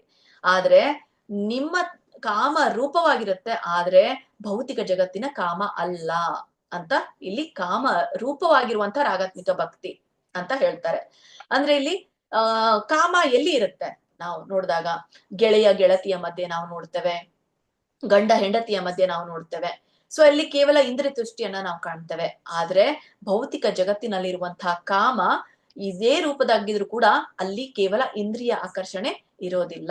ಸೊ ಕೇವಲ ನಮ್ಮ ಒಂದು ಭೌತಿಕ ಜಗತ್ತಿನ ಕಾಮ ರೂಪದ್ದಾಗಿರುತ್ತೆ ವಿನಃ ಅದು ನಿಜವಾದ ಕಾಮ ಅಲ್ಲಿ ಇರೋದಿಲ್ಲ ಅನ್ನೋದನ್ನ ಈ ಕಾಮ ರೂಪ ರಾಗಾತ್ಮಿಕ ಭಕ್ತಿ ನಮ್ಗೆ ತಿಳಿಸುತ್ತೆ. ಕಾಮರೂಪ ರಾಗಾತ್ಮಿಕ ಭಕ್ತಿ ಅಂದ್ರೆ ಕಾಮ ಅಂದ್ರೆ ಕಾಮಾಸಕ್ತ. ಸೊ ಯಾವ ತರ ಕಾಮಾಸಕ್ತದ ಹೋಲಿಕೆಯನ್ನ ಹೊಂದಿರುವಂತದ್ದೇ ರಾಗ ಕಾಮ ರೂಪ ಭಕ್ತಿ ಅಂತ ಹೇಳಿ ಕರೆಸ್ಕೊಳ್ಳುತ್ತೆ. ಇಲ್ಲಿ ಈ ಕಾಮ ರೂಪ ರಾಗಾತ್ಮಿಕ ಭಕ್ತಿಯನ್ನ ನಾವು ಯಾರಲ್ಲಿ ಕಾಣಬಹುದು? ಕಾಮ ಅಂದ್ರೆ ಈಗಾಗ್ಲೇ ನಿಮ್ಗೆ ಹೇಳಿರುವಂತದ್ದು, ನಾವು ಪ್ರೇಮ ಅನ್ನುವಂಥದ್ದು ಗೆಳೆಯ ಗೆಳತಿ ಗಂಡ ಹೆಂಡತಿಗಳ ಮಧ್ಯೆ ನಾವು ನೋಡಿದ್ರೆ, ಇಲ್ಲಿನೂ ಕೂಡ ಕಾಮ ರೂಪ ರಾಗಾತ್ಮಿಕ ಭಕ್ತಿ ಅನ್ನುವಂಥದ್ದು ಎರಡು ತರನಾದಂತಹ ವಿಧಗಳನ್ನ ಹೊಂದಿದೆ. ಸೊ ಒಂದು ಪ್ರತ್ಯಕ್ಷ ಕಾಮರೂಪ ರಾಗಾತ್ಮಿಕ ಭಕ್ತಿ, ಎರಡನೆಯದು ಪರೋಕ್ಷ ಕಾಮರೂಪ ರಾಗಾತ್ಮಿಕ ಭಕ್ತಿ. ಹಾಗಾದ್ರೆ ಈ ಪ್ರತ್ಯಕ್ಷ ಕಾಮರೂಪ ರಾಗಾತ್ಮಿಕ ಭಕ್ತಿ ಅಂದ್ರೆ ಯಾವುದು? ಇದಕ್ಕೆ ನಾವು ರೂಪ ರಾಗಾತ್ಮಿಕ ಭಕ್ತಿಗೆ ಈ 5 ರಸಗಳಲ್ಲಿ ಕೇವಲ ಒಂದೇ ಒಂದು ರಸವನ್ನ ನಾವು ಉದಾಹರಣೆಯಾಗಿ ತಗೊಳ್ತೇವೆ ಇಲ್ಲಿ. ಅದೇ ಮಾಧುರ್ಯ ರಸ. ಅಂದ್ರೆ ವೈವಾಹಿಕ ಸಂಬಂಧ, ಮಾಧುರ್ಯ ರಸವನ್ನ ನಾವು ತಗೊಳ್ತೇವೆ ಕಾಮರೂಪ ರಾಗಾತ್ಮಿಕ ಭಕ್ತಿಯಲ್ಲಿ. ಈ ಕಾಮರೂಪ ರಾಗಾತ್ಮಿಕ ಭಕ್ತಿಯಲ್ಲಿ ಒಂದು ಗೆಳೆಯನಾಗಿಯೋ ಗೆಳತಿನಾಗಿಯೋ ಹೆಂಡತಿಯಾಗಿಯೋ ಸೊ ಒಲಿದು ಬರುವಂಥದ್ದು. ಸೊ ಅದು ಕಾಮ ರೂಪವಾದಂತ ಹೋಲಿಕೆ ಇರುತ್ತೆ ವಿನಃ ಕಾಮ ಇರೋದಿಲ್ಲ ಆಧ್ಯಾತ್ಮಿಕ ಜಗತ್ತಿನಲ್ಲಿ ಅಂತ. ಉದಾಹರಣೆಗೆ ಗೋಪಿಯರನ್ನ ನಾವು ಕಾಣ್ತೇವೆ, ಮತ್ತೆ ಈ ಇದ್ರಲ್ಲಿ ದ್ವಾರಕೆಯಲ್ಲಿ ಇರುವಂತಹ ರಾಣಿಯರನ್ನ ನಾವು ಕಾಣ್ತೇವೆ. ಸೊ ಹೀಗೆ ಈ ವೃಂದಾವನದಲ್ಲಿ ಇರುವಂತಹ ಗೋಪಿಕೆಯರು ಮತ್ತೆ ದ್ವಾರಕೆಯಲ್ಲಿ ಇರುವಂತಹ ರಾಣಿಯರನ್ನ ನಾವು ಕಂಡಾಗ, ಉದಾಹರಣೆಯನ್ನ ತಗೊಂಡಾಗ ಇಲ್ಲಿ ಪ್ರತ್ಯಕ್ಷ ಕಾಮರೂಪ ರಾಗಾತ್ಮಿಕ ಭಕ್ತಿ ಇರುವಂತದ್ದು ಯಾರಿಗೆ ಅಂತಂದ್ರೆ ಈ ದ್ವಾರಕೆಯಲ್ಲಿರುವಂತಹ ರಾಣಿಯರಿಗೆ. ಯಾಕೆಂದ್ರೆ ಅವ್ರು ನೇರವಾಗಿ ವೈವಾಹಿಕ ಮಾಧುರ್ಯ ಪ್ರೀತಿಯನ್ನ ಅವರು ಹೊಂದಿದ್ರು. ಪ್ರತ್ಯಕ್ಷವಾದಂತಹ ಅಂದ್ರೆ ಸ್ವಕೀಯ ಭಕ್ತಿ ಅಂತ ಹೇಳ್ತೇವೆ, ಸ್ವಕೀಯವಾದಂತಹ ಮಾಧುರ್ಯ ರಸವನ್ನ ಅವರು ಹೊಂದಿದ್ರು. ಹಾಗಾದ್ರೆ ಪರಕೀಯವಾದಂತಹ ರಸವನ್ನ ಯಾರು ಹೊಂದಿದ್ರು ಅಂತಂದ್ರೆ ಇಲ್ಲಿ ಗೋಪಿಯರು ಅಂತ ಹೇಳ್ತೇವೆ. ಸೊ ಪರೋಕ್ಷವಾದಂತಹ ಒಂದು ರಾಗಾತ್ಮಿಕವನ್ನ ಅವರು ಹೊಂದಿದ್ರು ಅಂತ ಹೇಳಿ, ಪ್ರೇಮ ಭಾವವನ್ನ ಹೊಂದಿದ್ರು. ಸೊ ಅವರು ಅಂದ್ರು ಪರೋಕ್ಷವಾಗಿ ಕೃಷ್ಣನನ್ನ ಅವರು ಪ್ರೇಮಿಸ್ತಾ ಇದ್ರು ಅನ್ನೋದನ್ನ ನಾವು ಕಾಣ್ತೇವೆ. ಸೊ ಹೀಗೆ ಈ ಒಂದು ಕಾಮರೂಪ ರಾಗಾತ್ಮಿಕ ಭಕ್ತಿಯಲ್ಲಿ ನಾವು ಯಾವ ರಸವನ್ನ ಮುಖ್ಯವಾಗಿ ಹೊಂದಿದ್ದೇವೆ? ಮಾಧುರ್ಯ ರಸವನ್ನ ಈ ಒಂದು ರಾಗಾತ್ಮಿಕ ಭಕ್ತಿಯಲ್ಲಿ ಹೊಂದಿದ್ದಾರೆ ಅನ್ನೋದನ್ನ ಶರೀರೂಪ ಗೋಸ್ವಾಮಿ ಹೇಳ್ತಾರೆ. ಕಾಮರೂಪ ಭಕ್ತಿಯಲ್ಲಿನೂ ಕೂಡ 2 ವಿಧವನ್ನ ನಾವು ಕಾಣ್ತೇವೆ. ಒಂದು ಪ್ರತ್ಯಕ್ಷ, ಪರೋಕ್ಷ. ಪ್ರತ್ಯಕ್ಷವಾಗಿರುವಂತದ್ದನ್ನ ನಾವು ದ್ವಾರಕೆಯಲ್ಲಿರುವಂತಹ ರಾಧಾರಾಣಿಯರು ಯಾವ ಒಂದು ನೇರವಾದಂತಹ ಕೃಷ್ಣನೊಂದಿಗೆ ಮಾಧುರ್ಯದ ಭಾವವನ್ನ ಹೊಂದಿದಾರೋ ಅದು ವೈವಾಹಿಕ ಜೀವನದ ಮೂಲಕ. ಸೊ ಅದಕ್ಕೆ ಕಾಮರೂಪ ಪ್ರತ್ಯಕ್ಷ ಕಾಮರೂಪ ಭಕ್ತಿ ಅಂತ ಕರಿತೇವೆ, ಅಥವಾ ಸ್ವಕೀಯ ಕಾಮರೂಪ ರಾಗಾತ್ಮಿಕ ಭಕ್ತಿ ಅಂತ ಕರೀತಾರೆ. ಎರಡನೇದಾಗಿ ಇರುವಂತದ್ದು ಪರೋಕ್ಷ ಕಾಮರೂಪ ರಾಗಾತ್ಮಿಕ ಭಕ್ತಿ ಅನ್ನುವಂಥದ್ದು. ಇದು ಈ ವೃಂದಾವನದಲ್ಲಿ ಇರುವಂತಹ ಗೋಪಿಯರ ಜೊತೆಗೆ ಇರುವಂತದ್ದು. ಅಂದ್ರೆ ಯಾವುದೇ ವೈವಾಹಿಕವಾದಂತಹ ಬಾಂಧವ್ಯ ಇಲ್ಲದೆ ಇಲ್ಲಿ ಅವರು ಪ್ರೀತಿ ಪ್ರೇಮದಿಂದ ಈ ಒಂದು ಗೆಳೆಯನ ಭಾವದಿಂದ ಭಗವಂತನ ಜೊತೆಗೆ ಈ ಒಂದು ಪ್ರೇಮ ಸಂಬಂಧವನ್ನ ಹೊಂದಿರುವಂಥದ್ದು ಇದೆ ಪರೋಕ್ಷವಾದಂತಹ ಭಾವ ಅಂತ ಹೇಳಿ ನಾವು ಕರೀತೇವೆ. ಈಗ ಇನ್ನೊಂದಿರುವಂಥದ್ದು, ಆಗಲೇ ನಾವು ತಿಳ್ಕೊಂಡ್ವಿ 5 ರಸಗಳು. 5 ರಸಗಳಲ್ಲಿ ಕೇವಲ 1 ರಸ ಮಾತ್ರ ನಮ್ಗೆ ಕವರ್ ಆಯ್ತು. ಎಲ್ಲಿ? ಕಾಮರೂಪ ರಾಗಾತ್ಮಿಕ ಭಕ್ತಿಯಲ್ಲಿ. ಯಾವುದು? ಮಾಧುರ್ಯ ರಸ. ಹಾಗಾದ್ರೆ ಇನ್ನು ಉಳಿದ 4 ರಸಗಳು ಎಲ್ಲಿ ನಮ್ಗೆ ಹೋಲಿಕೆಯನ್ನ ಕೊಡುತ್ತೆ ಅಂದ್ರೆ ಅದೇ ಸಂಬಂಧ ರೂಪ ರಾಗಾತ್ಮಿಕ ಭಕ್ತಿ. ಅದು ಸಂಬಂಧ ರೂಪ ರಾಗಾತ್ಮಿಕ ಭಕ್ತಿಯಲ್ಲಿ ನಾವು ಕೇವಲ 3 ರಸಗಳನ್ನ ಕಾಣ್ತೇವೆ. 1 ರಸ ನಮ್ಗೆ ಇಲ್ಲ. ಈ ರಾಗಾತ್ಮಿಕ ಭಕ್ತಿಯಲ್ಲಿ 1 ರಸ ಬರಲ್ಲ. ಯಾವ್ದು ಬರಲ್ಲ ಅಂದ್ರೆ ಅದೇ ಶಾಂತರಸ. ಶಾಂತರಸ ರಾಗಾತ್ಮಿಕ ಭಕ್ತಿಯಲ್ಲಿ ಬರೋದಿಲ್ಲ. ಯಾಕೆಂದ್ರೆ ಅದು ಕೇವಲ ಭಗವಂತ ಉಪಯೋಗಿಸುವಂತಹ ಈ ಒಂದು ಶಾಂತ ಭಾವದಲ್ಲಿರುವಂತಹ ವಸ್ತುಗಳನ್ನು ನಾವು ಅಲ್ಲಿ ಕಾಣ್ತೇವೆ. ಹಾಗಾಗಿ ಆ ಆತ್ಮಿಕ ಭಾವ ಆ ವಸ್ತುಗಳಲ್ಲಿ ನಾವು ಕಾಣೋದಿಲ್ಲ. ಇಲ್ಲಿ ಸಂಬಂಧ ರೂಪ ರಾಗಾತ್ಮಿಕ ಭಕ್ತಿಯಲ್ಲಿ ಸಂಬಂಧವನ್ನ ತಿಳಿಸುವಂತಹ ಭಕ್ತಿಯನ್ನ ಮತ್ತೆ ಆ ಸ್ವಾಭಾವಿಕವಾದಂತಹ ಸಂಬಂಧವನ್ನ ಕಲ್ಪಿಸಿಕೊಳ್ಳುವುದರ ಮೂಲಕ ಯಾರು ಭಕ್ತಿಯನ್ನ ಮಾಡ್ತಾರೋ ಅದನ್ನ ಸಂಬಂಧ ರೂಪ ರಾಗಾತ್ಮಿಕ ಭಕ್ತಿ ಅಂತ ಕರೀತಾರೆ. ಹಾಗೆ ಹೇಗೆ ನಾವು ಕಾಮರೂಪದ ಒಂದು ಉದಾಹರಣೆಯನ್ನ ಕೊಟ್ಟಿದ್ವಿ, ಸಂಬಂಧ ರೂಪದ ಉದಾಹರಣೆ ಕೂಡ ಹಾಗೆ ಇರುತ್ತೆ. ಹೇಗೆ ಅಂದ್ರೆ ಈ ಸಂಬಂಧಗಳು ನಾವು ಕೂಡ ಭೌತಿಕ ಜಗತ್ತಿನಲ್ಲಿ ಸಂಬಂಧವನ್ನ ಹೊಂದಿದ್ದೇವೆ. ತಂದೆ ತಾಯಿ ಆಗಿರಬಹುದು, ನಮ್ಮ ಸಹೋದರ ಸಹೋದರಿ, ಸೊ ತುಂಬಾನೇ ಸಂಬಂಧಗಳನ್ನ ನಾವು ನೋಡ್ತೇವೆ. ನಮ್ಮ ಸ್ನೇಹಿತರು ಕೂಡ, ಮತ್ತೆ ನಾವು ದಾಸಿ ಭಾವವನ್ನ ನಾವು ಹೊಂದಿದ್ದೇವೆ. ಸೊ ಈ ಒಂದಿಲ್ಲ ಒಂದ್ ರೀತಿಯಿಂದ ನಾವು ನಮ್ಮ ಕೆಲಸದ ಒಂದು ಕಚೇರಿಯಲ್ಲಿ ಕೂಡ ನಾವು ಒಂದೇ ರೀತಿಯಿಂದ ದಾಸ್ಯ ಭಾವವನ್ನೇ ನಾವು ಕೊಡ್ತಾ ಇರುವಂತದ್ದು ಅಲ್ಲಿನೂ ಕೂಡ. ಸೊ ಹೀಗೆ ಒಂದಿಲ್ಲ ಒಂದ್ ರೀತಿಯಿಂದ ಸಂಬಂಧವನ್ನ ನಾವು ಹೊಂದಿದ್ದೇವೆ. ಹಾಗೆ ಈ ಸಂಬಂಧ ರೂಪ ಹೇಗಿದೆ ಅಂದ್ರೆ ಅಲ್ಲಿ ಹೋಲಿಕೆಯನ್ನ ಮಾಡಲಾಗಿದೆ. ಇಲ್ಲಿ ನಮ್ಗೆ ಇರುವಂತದ್ದು ಕೇವಲ ಕ್ಷಣಿಕವಾದಂತಹ ಸಂಬಂಧ. ನಾವು ಈ ಒಂದು ಜನ್ಮದಲ್ಲಿ ನಮಗೆ ಇವರು ತಂದೆ ತಾಯಿಗಳಿದ್ದಾರೆ ಅಂದ್ರೆ ಮುಂದಿನ ಜನ್ಮದಲ್ಲಿಯೂ ಕೂಡ ಇವರೇ ತಂದೆ ತಾಯಿಗಳಿರ್ತಾರೆ ಅಂತ ಇಲ್ಲ. ಹಾಗಾಗಿ ನಾವು ಹೊಂದಿದಂತಹ ಸಂಬಂಧ ಏನಿದೆ ಅಲ್ಪಕಾಲಿಕವಾಗಿದೆ ಮತ್ತೆ ಕ್ಷಣಿಕವಾಗಿದೆ. ಸೊ ಇದು ಶಾಶ್ವತವಾದದ್ದಲ್ಲ. ಹಾಗೇನೆ ಸಂಬಂಧ ರೂಪ ಅಂದ್ರೆ ಇದೇ ನಿಮ್ಮ ತರನಾದಂತ ಸಂಬಂಧ, ಆದ್ರೆ ಭೌತಿಕ ಸಂಬಂಧ ಅಲ್ಲ. ಈ ಸಂಬಂಧ ರೂಪ ರಾಗಾತ್ಮಿಕವಾಗಿರುವಂತದ್ದು ಅಂದ್ರೆ ಇದು ಶಾಶ್ವತವಾದಂತಹ ಸಂಬಂಧ ಅಂತ ಹೇಳಿ ನಾವು ತಿಳ್ಕೊಬಹುದು. ಈ ಶಾಶ್ವತವಾದಂತಹ ಸಂಬಂಧದಲ್ಲಿ ಭಗವಂತನ ಜೊತೆಗೆ ಇರುವಂತಹ ಪೋಷಕತ್ವದ ಭಾವ ಇದಕ್ಕೆ ಮತ್ತೆ ಸ್ನೇಹಿತ ಸಾಖ್ಯ ಭಾವ, ವಾತ್ಸಲ್ಯ. ಈ ಪೋಷಕ ಅಂದ್ರೆ ವಾತ್ಸಲ್ಯ ಭಾವ, ಸ್ನೇಹಿತ ಅಂದ್ರೆ ಸಾಖ್ಯ ಭಾವ, ಸೇವಕ ಅಂದ್ರೆ ದಾಸ್ಯ ಭಾವ. ಹೀಗೆ ವಾತ್ಸಲ್ಯ, ಸಾಖ್ಯ, ದಾಸ್ಯ ಈ 3 ರಸಗಳನ್ನ ನಾವು ಸಂಬಂಧ ರೂಪ ರಾಗಾತ್ಮಿಕ ಭಕ್ತಿಯಲ್ಲಿ ನಾವು ಕಾಣ್ತೇವೆ ಅನ್ನೋದನ್ನ ನಾವು ತಿಳ್ಕೊಳ್ಬಹುದು.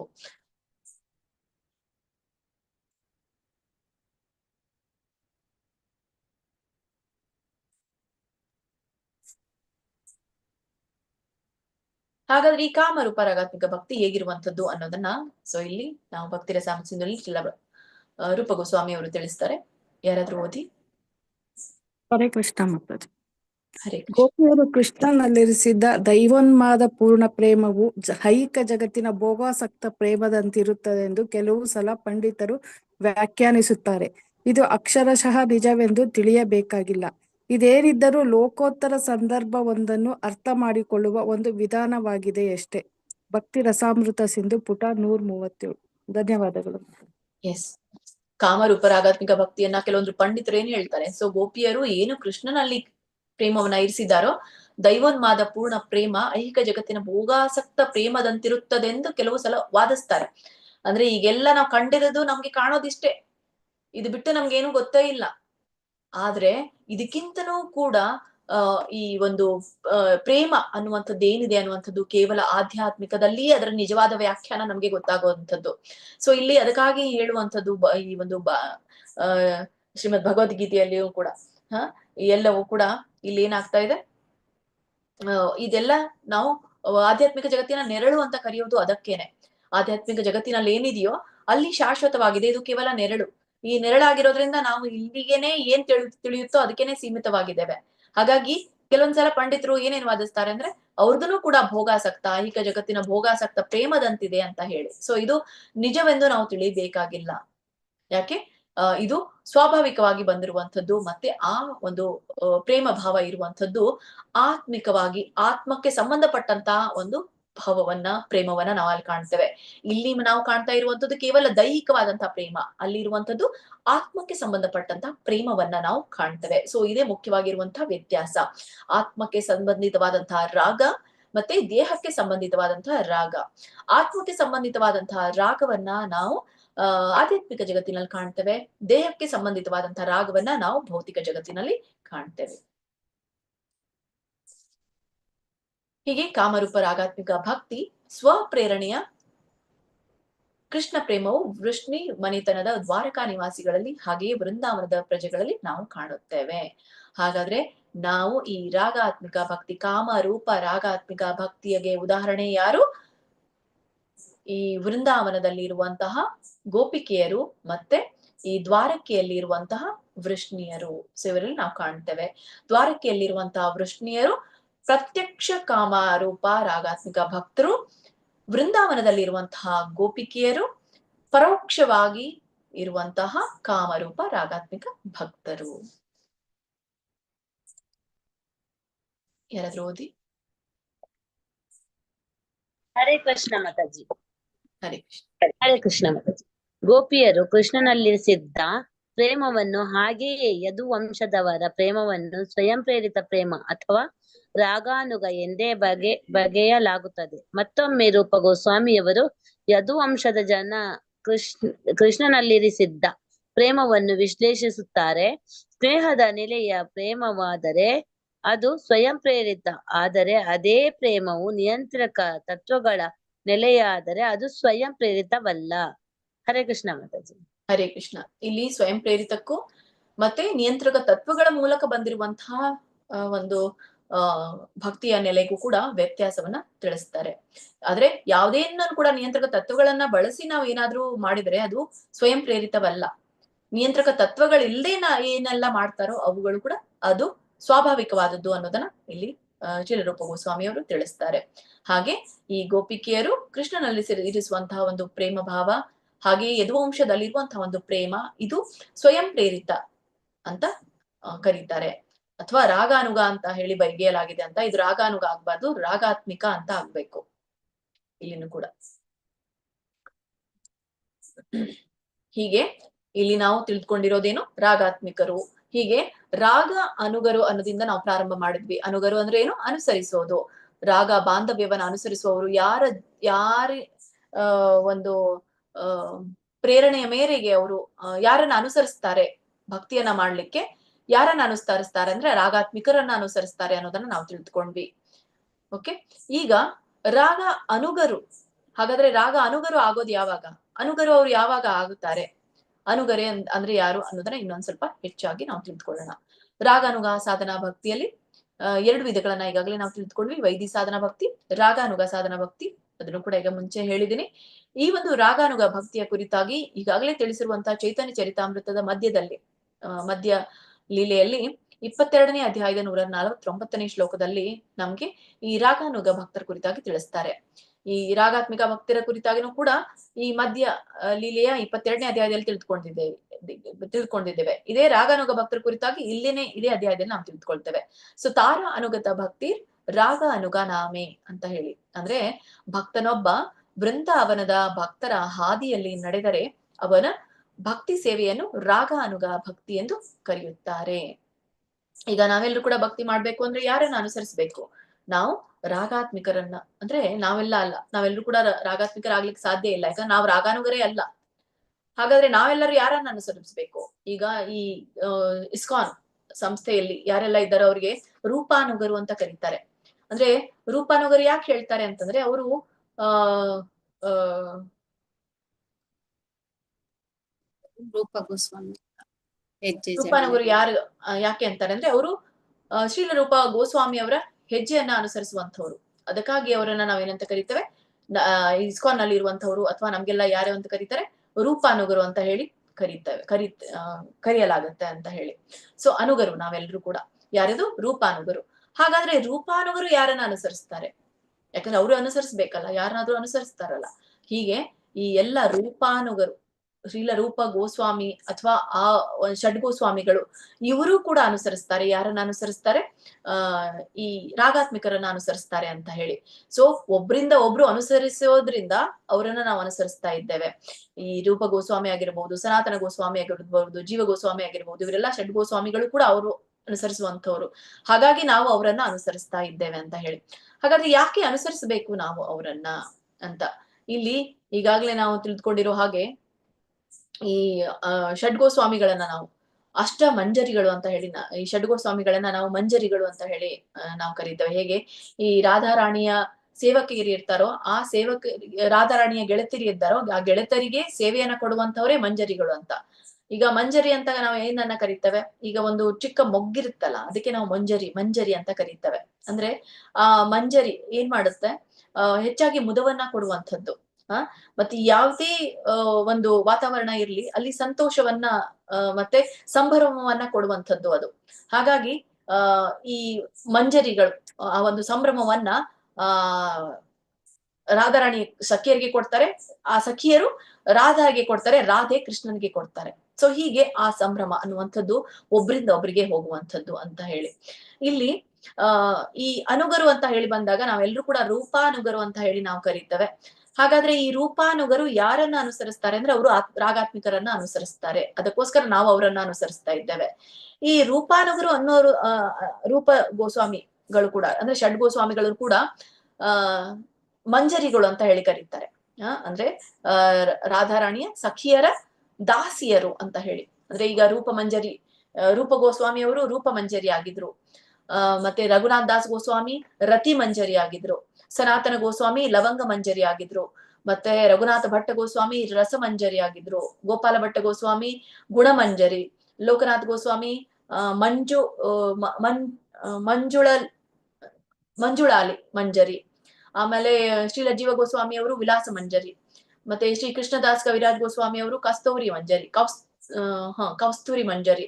ಹೀಗೆ 8 ಮಂಜರಿಗಳನ್ನ ನಾವು ಕಾಣ್ತೇವೆ. ಹೇಗೆ 8 ಅಷ್ಟ ಸಖಿಯರಿಗೆ ಅಷ್ಟ ಮಂಜರಿಗಳನ್ನ ನಾವು ಕಾಣ್ತೇವೆ. ಹೀಗೆ ಇವರು ಮಂಜರಿಗಳು. ಈಗ ಯಾಕೆ ಈ ಮಂಜರಿಗಳ ವಿಷಯವನ್ನ ನಾವು ಕಾಣ್ಕೊಳ್ತೇವೆ ಅಂತಂದ್ರೆ ಈ ಅನುಗರು ಕೂಡ ಆತ್ಮಿಕರಾಗಿದ್ರು ಅಂತ ಹೇಳಿ. ಹೇಗೆ ಅಂದ್ರೆ ಈ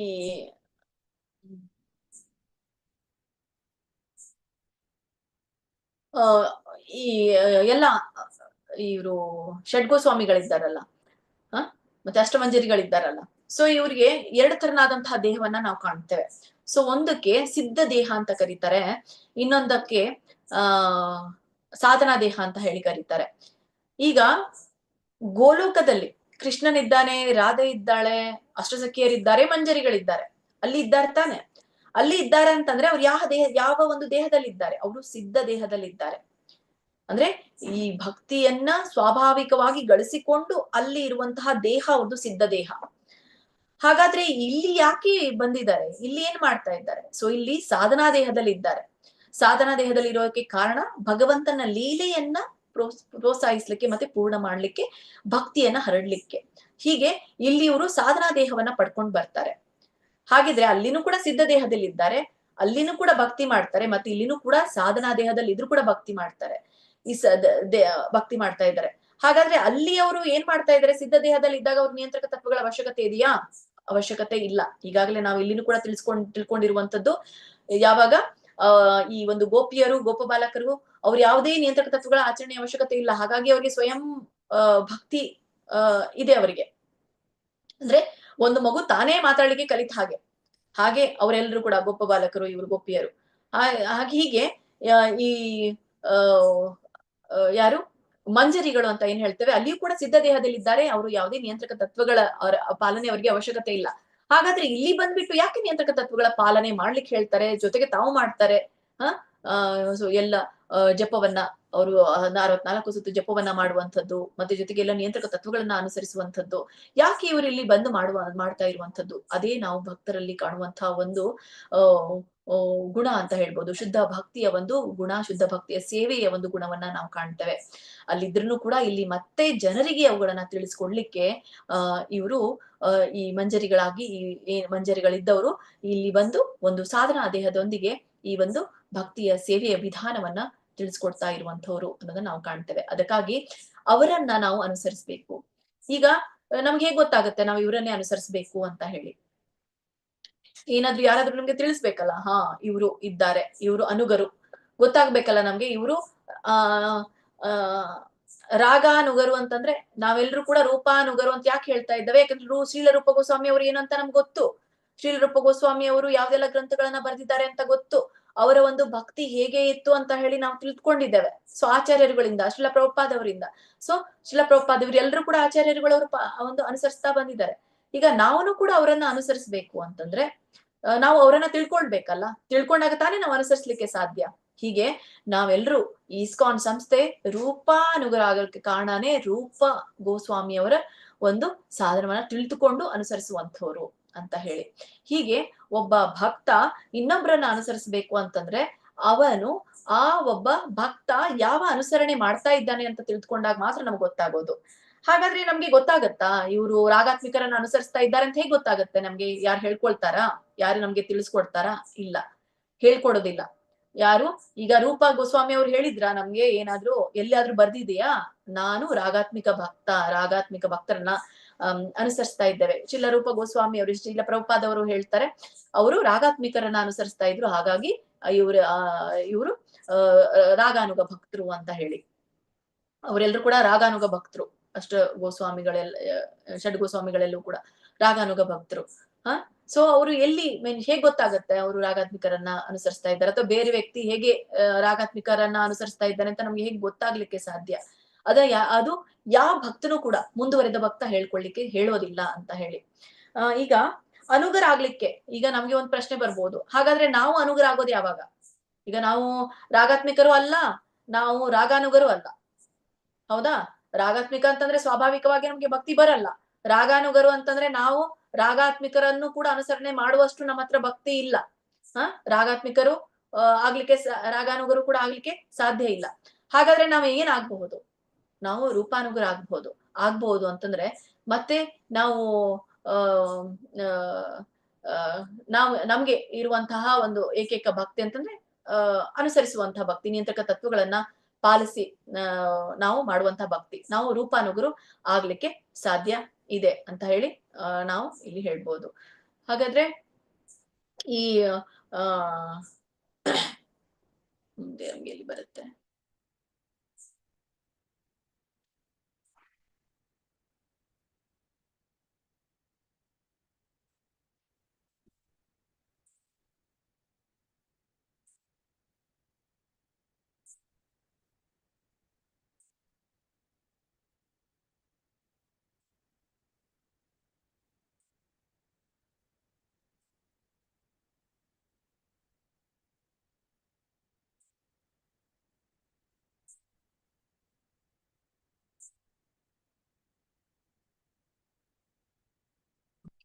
ಸ್ಲೈಡ್ ಒಂದು ಮಾಡಿದ್ದೆ, ಅದು ಇಲ್ಲ ಅನ್ಸುತ್ತೆ. So it's okay. ಸೊ ನಾವೆಲ್ಲರೂ ಕೂಡ ಈ ಒಂದು ಭಕ್ತಿಯನ್ನ ಮಾಡ್ಲಿಕ್ಕೆ ಸಾಧ್ಯ ಇಲ್ಲ. ಸೊ ಕೇವಲ ನಾವು ಅವರನ್ನ ಅನುಸರಿಸಬಹುದು ಅಷ್ಟೇ ಅಂತ ಹೇಳಿ. ಹಾಗಾದ್ರೆ ನಮ್ಗೆ ಅವ್ರು ಹೇಳ್ತಾರ ನಾವು ಅನುಗರು, ನಾವು ರಾಗಾತ್ಮಿಕರನ್ನ ಅನುಸರಿಸ್ತಾ ಇದ್ದೇವೆ, ಮತ್ತೆ ನಾವು ರಾಗಾನುಗರು ಅಂತ ನಾವು ಹೇಳ್ಕೊಳ್ತಾರ ಅವರು ಅಂತ ಹೇಳಿದಾಗ, ಇಲ್ಲ, ಯಾರೇ ಷಡ್ಗೋಸ್ವಾಮಿಗಳಾಗಿರ್ಬಹುದು, ನಾವು ಇಂಥ ಒಂದು ಭಕ್ತಿ ಮಾಡ್ತಾ ಇದ್ದೇವೆ ಅಂತ ಹೇಳಲಿಕ್ಕೆ ಆಗೋದಿಲ್ಲ. ಈಗಾಗ್ಲೇ ಜಸ್ಟ್ ನಾನು ಹೇಳ್ದೆ ನಿಮ್ಗೆ ನಾವು ಯಾವ ಭಕ್ತರಿದ್ದೇವೆ ಅಂತ ಹೇಳಿ. ನಾವು ರಾಗಾತ್ಮಿಕರು ಅಲ್ಲ, ರಾಗಾನುಗರು ಭಕ್ತರು ಅಲ್ಲ ಅಂದ್ರೆ ನಾವು ಯಾವ ಭಕ್ತರು ಅಂದ್ರೆ ನಾವು ರೂಪಾನುಗರು. ಹಾಗಾದ್ರೆ ನಾವು ರಾಗಾನುಗರು ಆಗೋದು ಯಾವಾಗ ಅನ್ನುವಂತ ಪ್ರಶ್ನೆ ನಮ್ಮಲ್ಲಿ ಮೂಡಬಹುದು. ನಾವು ಯಾವಾಗ ಆಗುತ್ತೇವೆ ರಾಗಾನುಗರು ಅಂತ. ಈಗ ನಮ್ಮಲ್ಲಿ ಇನ್ನೂ ಕೂಡ ಭೌತಿಕವಾದಂತಹ ಪ್ರವೃತ್ತಿ ಇದೆ. ಭೌತಿಕವಾದಂತಹ ಪ್ರವೃತ್ತಿ ಅಂದ್ರೆ ಅರ್ಥ ಪ್ರವೃತ್ತಿ ಅಂತ ಕರೀತೇವೆ. ಅರ್ಥ ಪ್ರವೃತ್ತಿ ಅಂತಂದ್ರೆ ನಾವು ಇಲ್ಲಿ ಅರ್ಥವನ್ನ ವಿಭಿನ್ನ ರೀತಿಯಾಗಿ ತೆಗೆದುಕೊಳ್ಬಹುದು. ಸೊ ನಮಗೆ ನಮ್ಮ ಒಂದು ದೇಹದ ಸಂತುಷ್ಟಿಗೆ ಯಾವೆಲ್ಲ ವಸ್ತುಗಳು ಸಹಕರಿಸುತ್ತೋ ಅರ್ಥದ ರೂಪದಲ್ಲಿ ಅವುಗಳನ್ನ ನಾವೇನಂತ ಕರಿತೇವೆ ಅರ್ಥ ಅಂತ ಹೇಳಿ ಕರಿತೇವೆ. ಅಂತಂದ್ರೆ ನಾವು ಅರ್ಥದಲ್ಲಿ ಪ್ರವೃತ್ತರಾಗಿದ್ದೇವೆ ಅಂದ್ರೆ ಭೌತಿಕ ಜಗತ್ತಿನಲ್ಲಿರುವಂತಹ ವಸ್ತು ವಿಷಯಗಳಲ್ಲಿ ನಾವು ಲೀನರಾಗಿದ್ದೇವೆ. ಸೊ ಹಾಗಾಗಿ ನಾವು ಅದರಲ್ಲಿ ಪ್ರವೃತ್ತರಾಗಿದ್ದೇವೆ. ಮತ್ತೆ ಈ ಪ್ರವೃತ್ತಿಯನ್ನ ಬಿಟ್ಟಾಗ ನಾವ್ ಏನಂತ ಕರಿತೇವೆ ನಿವೃತ್ತಿ ಅಂತ ಕರಿತೇವೆ. ಅದಕ್ಕೆ ಏನಂತ ಕರೀತಾರೆ ಅನರ್ಥ ನಿವೃತ್ತಿ ಅಂತ ಕರೀತೇವೆ. ಅರ್ಥ ಪ್ರವೃತ್ತಿಯಲ್ಲಿದ್ದೇವೆ. ಆ ಅರ್ಥ ಪ್ರವೃತ್ತಿ ಯಾವಾಗ ನಾವು ಬಿಟ್ಬಿಡ್ತೀವೋ ಅದಕ್ಕೆ ಅನರ್ಥ ನಿವೃತ್ತಿ ಅಂತ ಕರೀತಾರೆ. ಈ ಅನರ್ಥ ನಿವೃತ್ತಿ ಹಂತ ಇರುವಂತದ್ದು 4ನೇ ಹಂತ. ಎಲ್ಲಿ ಶ್ರದ್ಧೆಯಿಂದ ಪ್ರೇಮದವರೆಗೆ ನಾವು 9 ಹಂತಗಳನ್ನ ಕಾಣ್ತೇವೆ. ಅಲ್ಲಿ ಯಾವ್ಯಾವ್ದು ಶ್ರದ್ಧಾ ಸಾಧುಸಂಗ ಭಜನೆ ಕ್ರಿಯಾ ಅನರ್ಥ ನಿವೃತ್ತಿ. ಈ 4ನೇದು ಅನರ್ಥ ನಿವೃತ್ತಿ. ಯಾವಾಗ ಈ ಭೌತಿಕ ಲಿಪ್ತತೆಯನ್ನ ನಾವು ತೊರಿತೀವೋ ಆವಾಗ ನೆಕ್ಸ್ಟ್ ಬರುವಂತದ್ದು ಯಾವುದು ನಿಷ್ಠ. ಅಲ್ಲಿ ಇರುವಂತದ್ದು ಶ್ರದ್ಧೆ ಮತ್ತೆ ನಿಷ್ಠೆಗೆ ತುಂಬಾ ವ್ಯತ್ಯಾಸ ಇಲ್ಲ. ಶ್ರದ್ಧೆ ಇರುವಂತದ್ದು ಇನಿಷಿಯಲ್ ಸ್ಟೇಜ್ ಅಲ್ಲಿ ನಿಯಂತ್ರಕ ತತ್ವಗಳನ್ನ ಪಾಲಿಸಿ ನಾವು ತೆಗೆದುಕೊಳ್ಳುವಂತ ಶ್ರದ್ಧೆ, ಪಡೆಯುವಂತ ಶ್ರದ್ಧೆ. ಈ ಒಂದು ನಿಷ್ಠೆ ಅನ್ನುವಂಥದ್ದು ಕೂಡ ಒಂದೇ ಶ್ರದ್ಧೆಗೆನೆ ಸಮನಾದ ಅರ್ಥವನ್ನ ಕೊಟ್ಟರು ಕೂಡ ಇಲ್ಲಿ ದೃಢವಾದ ನಿಷ್ಠೆ, ದೃಢವಾದ ಶ್ರದ್ಧೆ ಬರ್ಲಿಕ್ಕೆ ಕಾರಣನೇ ನಾನು ಭೌತಿಕವಾದಂತ ಅರ್ಥವನ್ನ ನಿವೃತ್ತ ಮಾಡಿದ್ದೇನೆ ಅಂತ ಹೇಳಿದಾಗ ನಮ್ಗೆ ನಿಷ್ಠೆ ಪ್ರಾರಂಭ ಆಗುತ್ತೆ. ಹೀಗೆ ನಾವು ಈ ರೂಪಾನುಗರು ಎಲ್ರು ಕೂಡ ಅಥವಾ ನವ ಭಕ್ತ ನಾವ್ ಯಾವಾಗ ರಾಗಾನುಗ ಭಕ್ತರಾಗ್ತೀವಿ ಅಂತ ಪ್ರಶ್ನೆ ಕೇಳೋದಾದ್ರೆ ನಾವು ಈ ಶ್ರದ್ಧೆಯಿಂದ ಪ್ರೇಮದವರೆಗೆ ಇರುವಂತಹ 4ನೇ ಹಂತವನ್ನ ತಲುಪಿದಾಗ ನಮ್ಗೆ ನಿಷ್ಠೆ ಪ್ರಾರಂಭ ಆಗುತ್ತೆ. ಸೊ ಆವಾಗ ನಾವು ಕೂಡ ಈ ರಾಗಾನುಗ ಭಕ್ತಿಯ ಹಾದಿಯಲ್ಲಿ ನಮ್ಮನ್ನ ಪ್ರಗತಿಗೊಳಿಸ್ಕೊಳ್ಳಿಕ್ಕೆ ಸಾಧ್ಯ ಆಗತ್ತೆ ಅನ್ನೋದನ್ನ ನಾವು ತಿಳ್ಕೊಳ್ಬಹುದು. ಹೀಗೆ ರಾಗಾತ್ಮಿಕ ಭಕ್ತಿ ಅನ್ನುವಂಥದ್ದು ಕೃಷ್ಣನೊಡನೆ ಸ್ವಾಭಾವಿಕವಾದಂತ ಸ್ವಇಚ್ಛೆ ಪ್ರೇಮ. ರಾಗಾನುಗ ಭಕ್ತ ಅಂದ್ರೆ ಯಾರೆಲ್ಲ ರಾಗಾತ್ಮಿಕ ಭಕ್ತರನ್ನ ಅನುಸರಿಸ್ತೀವೋ ಅವರು ರಾಗಾನುಗ ಭಕ್ತರು ಅನ್ನೋದನ್ನ ನಾವು ತಿಳ್ಕೊಳ್ಬಹುದು. ಇಲ್ಲಿ ರಾಗಾನುಗ ಭಕ್ತಿಯಲ್ಲೂ ಕೂಡ 2 ನಾವು ವಿಧವನ್ನ ನಾವು ಕಾಣ್ತೇವೆ. ಸೊ ಒಂದು ಕಾಮ ರೂಪ ರಾಗಾನುಗ ಭಕ್ತಿ, 2ನೇದ್ದು ಸಂಬಂಧ ರೂಪ ರಾಗಾನುಗ ಭಕ್ತಿ ಅಂತ. ಅಂದ್ರೆ ಸಂಬಂಧಾನುಗ ಕಾಮಾನುಗ ಅಂತ ಕರೀತೇವೆ. ಇದು ನಮ್ಗೆ 16ನೇ ಅಧ್ಯಾಯದಲ್ಲಿ ನೋಡ್ಲಿಕ್ಕೆ ಸಿಗುತ್ತೆ. ಕಾಮಾನುಗ ರಾಗಾನುಗ ಭಕ್ತಿ, ಸಂಬಂಧಾನುಗ ರಾಗಾನುಗ ಭಕ್ತಿ ಅಂತ.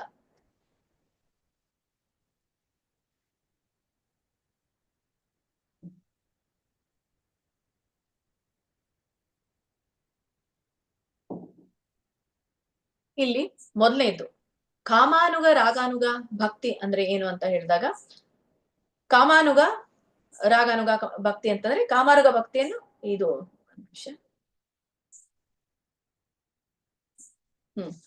ಯಾರು ಈ ಒಂದು ಪ್ರೇಮ ಭಾವವನ್ನ ಭಗವಂತನಲ್ಲಿ ಹೊಂದಿ ಅಂದ್ರೆ ಪ್ರೇಮ ಭಾವದಲ್ಲಿ ಇರುವವರನ್ನ ಅನುಸರಿಸಿ ಭಕ್ತಿಯನ್ನ ಮಾಡ್ತಾರೋ ಅವರಿಗೆ ಕಾಮಾನುಗ ಭಕ್ತರು ಅಂತ ಹೇಳಿ ಕರೀತಾರೆ.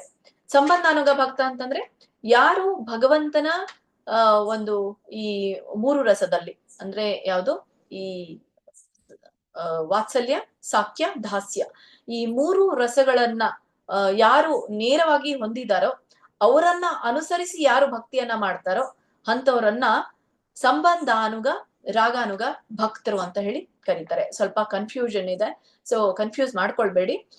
ರಾಗಾತ್ಮಿಕ ಭಕ್ತರಲ್ಲಿ ನೇರವಾಗಿ ಅವರು ರಸವನ್ನ ಹೊಂದಿರುವಂತದ್ದು, ಇಲ್ಲಿ ಪರೋಕ್ಷವಾದ ರಸವನ್ನ ಹೊಂದಿರುವಂತದ್ದು. ಹೇಗೆ ಅದು ಯಾರು ಆ ಮುಖ್ಯ ರಸ ಹೊಂದಿದಾರೋ ಅವರನ್ನ ಅನುಸರಿಸ್ತಾರೆ. ಕಾಮ ರೂಪ ರಸ ಯಾರು ಹೊಂದಿರ್ತಾರೋ ಮಾಧುರ್ಯ ರಸ ಅವರನ್ನ ಅನುಸರಿಸುವವರು ಕಾಮಾನುಗರು.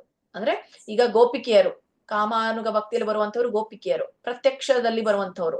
ಸೊ ಅವರನ್ನ ಯಾರು ಅನುಸರಿಸ್ತಾರೋ ಅವರು ಕಾಮಾನುಗ ಭಕ್ತರು. ಯಾರು ಸಂಬಂಧಾನುಗ, ಲೈಕ್ ನಂದ ಮಹಾರಾಜರನ್ನ ಯಾರು ಅನುಸರಿಸಿ ಭಕ್ತಿಯನ್ನ ಮಾಡ್ತಾರೋ ಅವನು ಸಂಬಂಧಾನುಗ ಭಕ್ತ ಅಂತ ಹೇಳಿ ಕರೀತಾರೆ. ಹೀಗೆ ಕಾಮಾನುಗ ಭಕ್ತಿಯಲ್ಲಿ 2 ಭಕ್ತಿಯನ್ನ ಕಾಣ್ತೇವೆ. ಒಂದು ಕಾಮಾನುಗ ರಾಗಾನುಗ ಭಕ್ತಿ, 2ನೇದು ಸಂಬಂಧ ರೂಪ ರಾಗಾನುಗ ಭಕ್ತಿ ಅಂತ. ಇಲ್ಲಿ ಈ ಕಾಮಾನುಗ ರಾಗಾನುಗ ಭಕ್ತಿನಲ್ಲಿ ಕೂಡ ಈ ಎರಡೂ ತರನಾದಂತಹ ಕಾಮರೂಪ ರಾಗಾನುಗ ಭಕ್ತಿಯನ್ನ ನಾವು ಕಾಣ್ತೇವೆ. ಸೊ ಕಾಮರೂಪ ರಾಗಾನುಗ ಭಕ್ತಿಯಲ್ಲಿ ಎರಡು ಯಾವುದು ಅಂದ್ರೆ ಸೇಮ್ ಈ ಯಾವುದು ರಾಗಾತ್ಮಿಕ ಭಕ್ತಿಯಲ್ಲಿ ಕಾಮಾನುಗ ರಾಗಾತ್ಮಿಕ ಭಕ್ತಿಯಲ್ಲಿ ಏನ್ ಎರಡು ವಿಧಗಳನ್ನ ಕಂಡಿದೀವೋ ಅದೇ ಎರಡು ವಿಧಗಳನ್ನ ಇಲ್ಲಿನೂ ಕೂಡ ನಾವು ಕಾಣ್ತೇವೆ. ಎಲ್ಲಿ? ಕಾಮಾನುಗ ರಾಗಾನುಗ ಭಕ್ತಿನಲ್ಲಿ, ಕಾಮರೂಪ ರಾಗಾನುಗ ಭಕ್ತಿಯಲ್ಲಿ ಒಂದು ಪ್ರತ್ಯಕ್ಷ ಕಾಮರೂಪ ರಾಗಾನುಗ ಭಕ್ತಿ, ಎರಡನೇದು ಸಂಬಂಧ ರೂಪ ಕಾಮಾನುಗ ರಾಗಾನುಗ ಭಕ್ತಿ ಅಂತ. ಸೊ ಪ್ರತ್ಯಕ್ಷ ಅಂತಂದ್ರೆ ಇಲ್ಲಿ ಏನು ಈ ಮಧುರ ಪ್ರೇಮ ಭಾವದಲ್ಲಿ ಈ ದೇವೋತ್ತಮ ಪರಮ ಪುರುಷನೊಂದಿಗೆ ಪ್ರತ್ಯಕ್ಷವಾಗಿ ಸೊ ಒಂದಾಗಿರುವಂತಹ ಭಕ್ತರನ್ನ ಅನುಸರಿಸಿ ಏನು ಕಾಮರೂಪ ಭಕ್ತಿಯನ್ನ ಮಾಡ್ತಾರೋ ಸೊ ಅವ್ರಿಗೆ ಏನಂತ ಕರೀತಾರೆ? ಕಾಮಾನುಗ ಭಕ್ತಿ ಅಂತ ಕರೀತಾರೆ.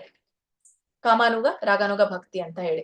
ಹಾಗಾದ್ರೆ ಇದು ನೇರವಾಗಿ ಯಾರು ಭಕ್ತಿಯನ್ನ ಮಾಡ್ತಾರೋ, ಪ್ರತ್ಯಕ್ಷವಾಗಿ ಭಗವಂತನ ಜೊತೆಗೆ ಒಂದಾಗಿರುವಂತಹ ಆ ಪ್ರೇಮ ಭಾವನ್ನ ಹೊಂದ್ತಾರೋ ಅವ್ರಿಗೆ ಅದಕ್ಕೆ ಕೇಲಿ ಅಂತ ಕರೀತಾರೆ.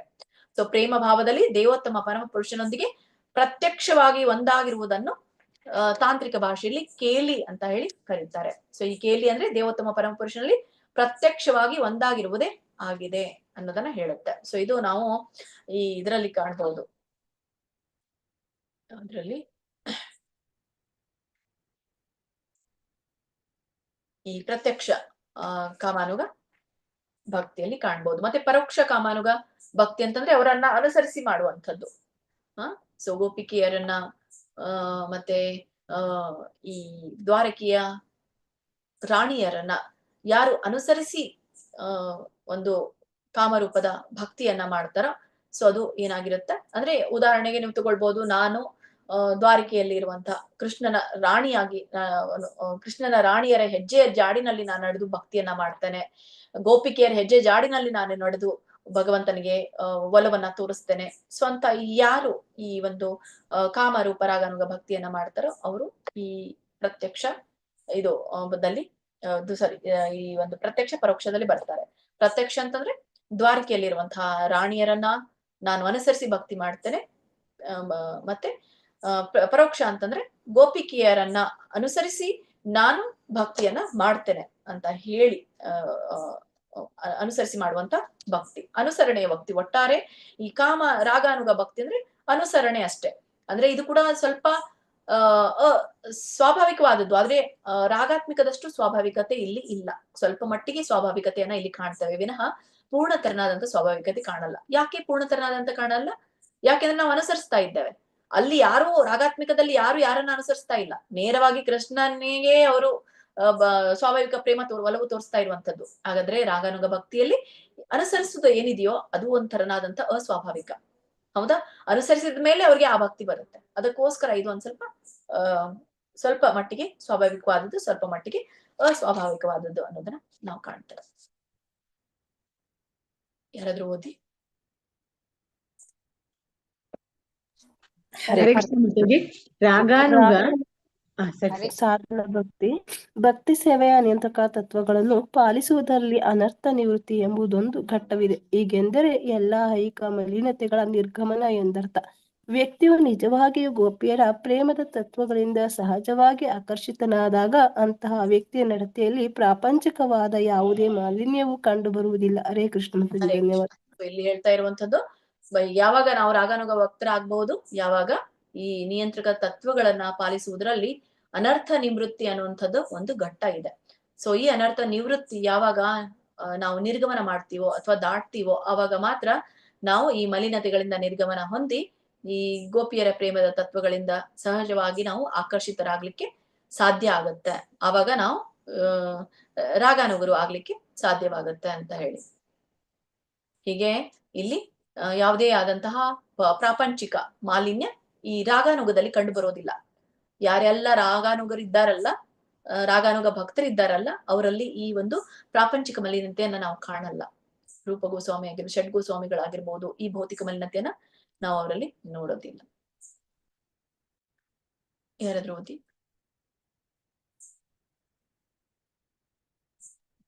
ಮಾತಾಜಿ. ಹರೇ ಹರೇ ಸಾಧನೆ ಓದೇ ಇರೋರು ಓದಿ. ರೂಪ ಗೋಸ್ವಾಮಿಯವರು ಹೀಗೆನ್ನುತ್ತಾರೆ, ವ್ಯಕ್ತಿಯು ಐಹಿಕ ಕಾಲುಷ್ಯಗಳಿಂದ ನಿಜವಾಗಿಯೂ ಮುಕ್ತನಾದಾಗ ಅವನು ಬೃಂದಾವನದ ನಿತ್ಯ ಭಕ್ತಿಯನೊಬ್ಬನನ್ನು ಸದಾ ನೆನೆಯಬಹುದು.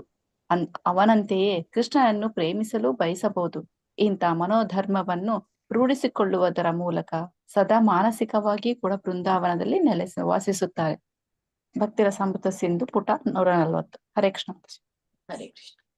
ಹೀಗೆ ಐಹಿಕ ಕಲ್ಮಶಗಳಿಂದ ನಿಜವಾಗಿಯೂ ಮುಕ್ತನಾದಾಗ ಅಂದ್ರೆ ಅನರ್ಥ ನಿವೃತ್ತಿಯನ್ನ ಪಡೆದಾಗ ಒಬ್ಬ ಭಕ್ತ ವೃಂದಾವನದ ನಿತ್ಯ ಭಕ್ತನೊಬ್ಬನ್ನ ಸದಾ ನೆನೆಯಬಹುದು ಅಂತ. ಈಗ ನಮ್ಗೆ ಸದಾ ನೆನೆಯಲಿಕ್ಕಾಗಲ್ಲ. ವೃಂದಾವನದ ನಿತ್ಯ ಭಕ್ತ ಯಾರನ್ನ ಗೋಪಿಕೆಯರನ್ನ ನಿರಂತರವಾಗಿ ನಮ್ಗೆ ನೆನೆಯಲಿಕ್ಕಾಗತ್ತಾ? ಸಾಧ್ಯ ಇಲ್ಲ. ಯಾವಾಗ ಅನರ್ಥ ನಿವೃತ್ತಿ ಆಗತ್ತೋ ಆವಾಗ ಮಾತ್ರ ಸಾಧ್ಯ ಇದೆ ಅಂತ ಹೇಳಿ. ಸೊ ಅವನಂತೆಯೇ ಕೃಷ್ಣನನ್ನ ಪ್ರೇಮಿಸಲು ಕೂಡ ಬಯಸಬಹುದು. ಸೊ ಹೀಗೆ ಯಾರು ಈ ಸ್ವಾಭಾವಿಕ ಭಕ್ತರಿದ್ದಾರೋ ಗೋಪಿಕೆಯರು, ಸೊ ಅವರಂತೆ ಕೃಷ್ಣನನ್ನ ನಮಗೆ ನೆನೆಯಲಿಕ್ಕೆ ಸಾಧ್ಯ ಆಗತ್ತೆ. ಅವರಂತೆ ಪ್ರೇಮಿಸ್ಲಿಕ್ಕೆ ಸಾಧ್ಯ ಆಗತ್ತೆ. ಸೊ ಇಂಥ ಮನೋಧರ್ಮವನ್ನ ನಾವು ರೂಢಿಸ್ಕೊಳ್ಳೋದ್ರ ಮೂಲಕ ಸದಾ ಮಾನಸಿಕವಾಗಿ ರೂಢಿಸ್ಕೊಳ್ಳೋದ್ರಿಂದ ಈ ಮಾನಸಿಕವಾಗಿ ಕೂಡ ವೃಂದಾವನದಲ್ಲಿ ವಾಸಿಸುತ್ತಾನೆ ಅಂತ. ಸೊ ಯಾವಾಗ ನಾವು ಅವರಂತೆ ನಿತ್ಯ ಭಕ್ತನಾಗ್ಲಿಕ್ಕೆ ಬಯಸಿ ಆ ಮನೋಧರ್ಮವನ್ನ ಬೆಳೆಸ್ಕೊಳ್ತೀವೋ ಆವಾಗ ಒಬ್ಬ ಭಕ್ತ ತನ್ನ ಮನೆಯಲ್ಲಿ ಇದ್ರೂ ಕೂಡ ವೃಂದಾವನದಲ್ಲಿ ನಾನು ವಾಸ ಮಾಡ್ತಾ ಇದ್ದೇನೆ ಅನ್ನುವಂತಹ ಒಂದು ಮಾನಸಿಕ ರೀತಿಯ ಭಕ್ತಿಗೆ ಅವನು ಬರ್ತಾನೆ. ಸೊ ಎಲ್ಲಿದ್ರು ಕೂಡ ವೃಂದಾವನವನ್ನಾಗಿ ಮಾಡ್ಬೇಕು ಅಂತ ಶಿಲ ಪ್ರಭುಪಾದವರು ಹೇಳ್ತಾ ಇದ್ರು. ನಾನು ಈಗಲೂ ಕೂಡ ನಾನು ವೃಂದಾವನದಲ್ಲಿ ಇದ್ದೇನೆ ಅಂತ ಹೇಳಿ. ಸೊ ಅಂತಂದ್ರೆ ಅವ್ರದ್ದು ಆ ಮನೋಧರ್ಮ ಹಾಗಾಗಿತ್ತು. ಅವ್ರು ಏನೇ ಇದ್ರು ಕೂಡ ಅವರ ಹೆಜ್ಜೆಯನ್ನು ಅನುಸರಿಸೋದ್ರಿಂದ, ಅಲ್ಲಿರುವಂತಹ ಸ್ವಾಭಾವಿಕ ಭಕ್ತರ ಹೆಜ್ಜೆಯನ್ನು ಅನುಸರಿಸೋದ್ರಿಂದ ನಾನು ವೃಂದಾವನದಲ್ಲಿ ಇನ್ನೂ ಕೂಡ ವಾಸವಾಗಿದ್ದೇನೆ ಅನ್ನುವಂತಹ ಒಂದು ಮಾನಸಿಕ ಸ್ಥಿತಿಗೆ ಅವರಿದ್ರು. ನಾನು ಇನ್ನೂ ಕೂಡ ಇದ್ದೇನೆ ಅಂದ್ರೆ ಎಲ್ಲ ಕಡೆಗಿದ್ರು. ಅವ್ರು ಬೇರೆ ಬೇರೆ ದೇಶಗಳಲ್ಲಿ ಹೋಗಿ ಈ ಪ್ರಚಾರ ಪ್ರಸಾರ ಮಾಡ್ತಾ ಇದ್ರು ಕೂಡ ನಾನು ಇನ್ನೂ ವೃಂದಾವನದಲ್ಲಿ ವಾಸವಾಗಿದ್ದೇನೆ ಅನ್ನುವಂತಹ ಮನೋಧರ್ಮವನ್ನ ಅವರು ಹೊಂದಿದ್ರು. ಆ ಮನೋಧರ್ಮ ಕೇವಲ ಒಬ್ಬ ಶುದ್ಧ ಭಕ್ತನಿಗೆ ಮಾತ್ರ ಸಾಧ್ಯ ಆಗತ್ತೆ ಅನ್ನೋದನ್ನ ನಾವು ತಿಳಿದುಕೊಳ್ಬಹುದು. ಅದು ಓದಿ. ಹರೇ ಕೃಷ್ಣ.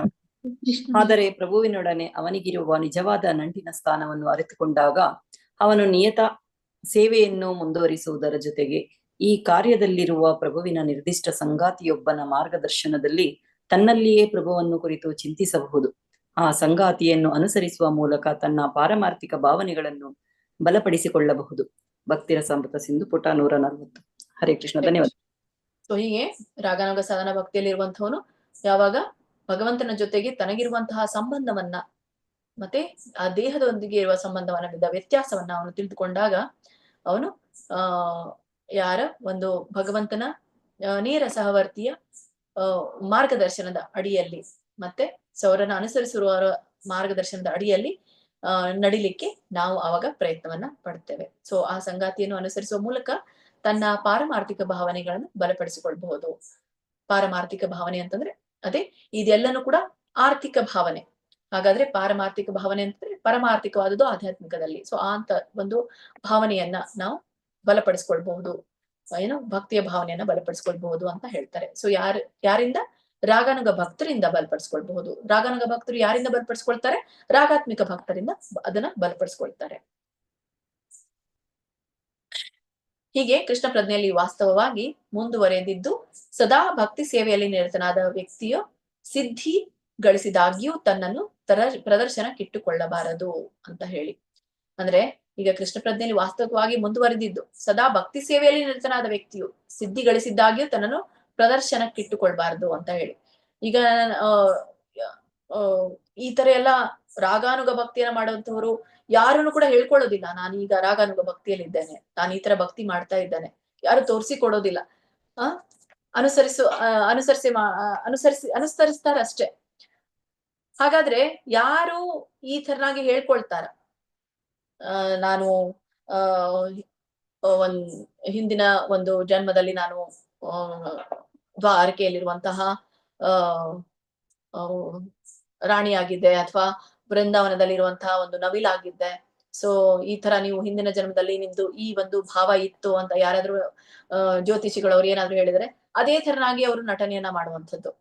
ಸೊ ಅದಕ್ಕೆ ಈ ಒಂದು ಸಿದ್ಧ ಪ್ರಣಾಳಿ ಅಂತ ಕೂಡ ಕರೀತಾರೆ. ಅಂತ ಒಂದು ಗುಂಪನ್ನ ಸಿದ್ಧ ಪ್ರಣಾಳಿ ಗುಂಪ ಅಂತ ಕರೀತಾರೆ. ಮತ್ತೆ ಆ ತರನಾದಂತಹ ಸುಳ್ಳು ರೀತಿಯಲ್ಲಿ ನಕಲು ಮಾಡುವಂತವರನ್ನ ಏನಂತ ಕರೀತಾರೆ, ಅಥವಾ ಅನುಕರಣೆ ಮಾಡುವಂತವರನ್ನ ಸಹಜೀಯ ಅಂತ ಕರೀತಾರೆ.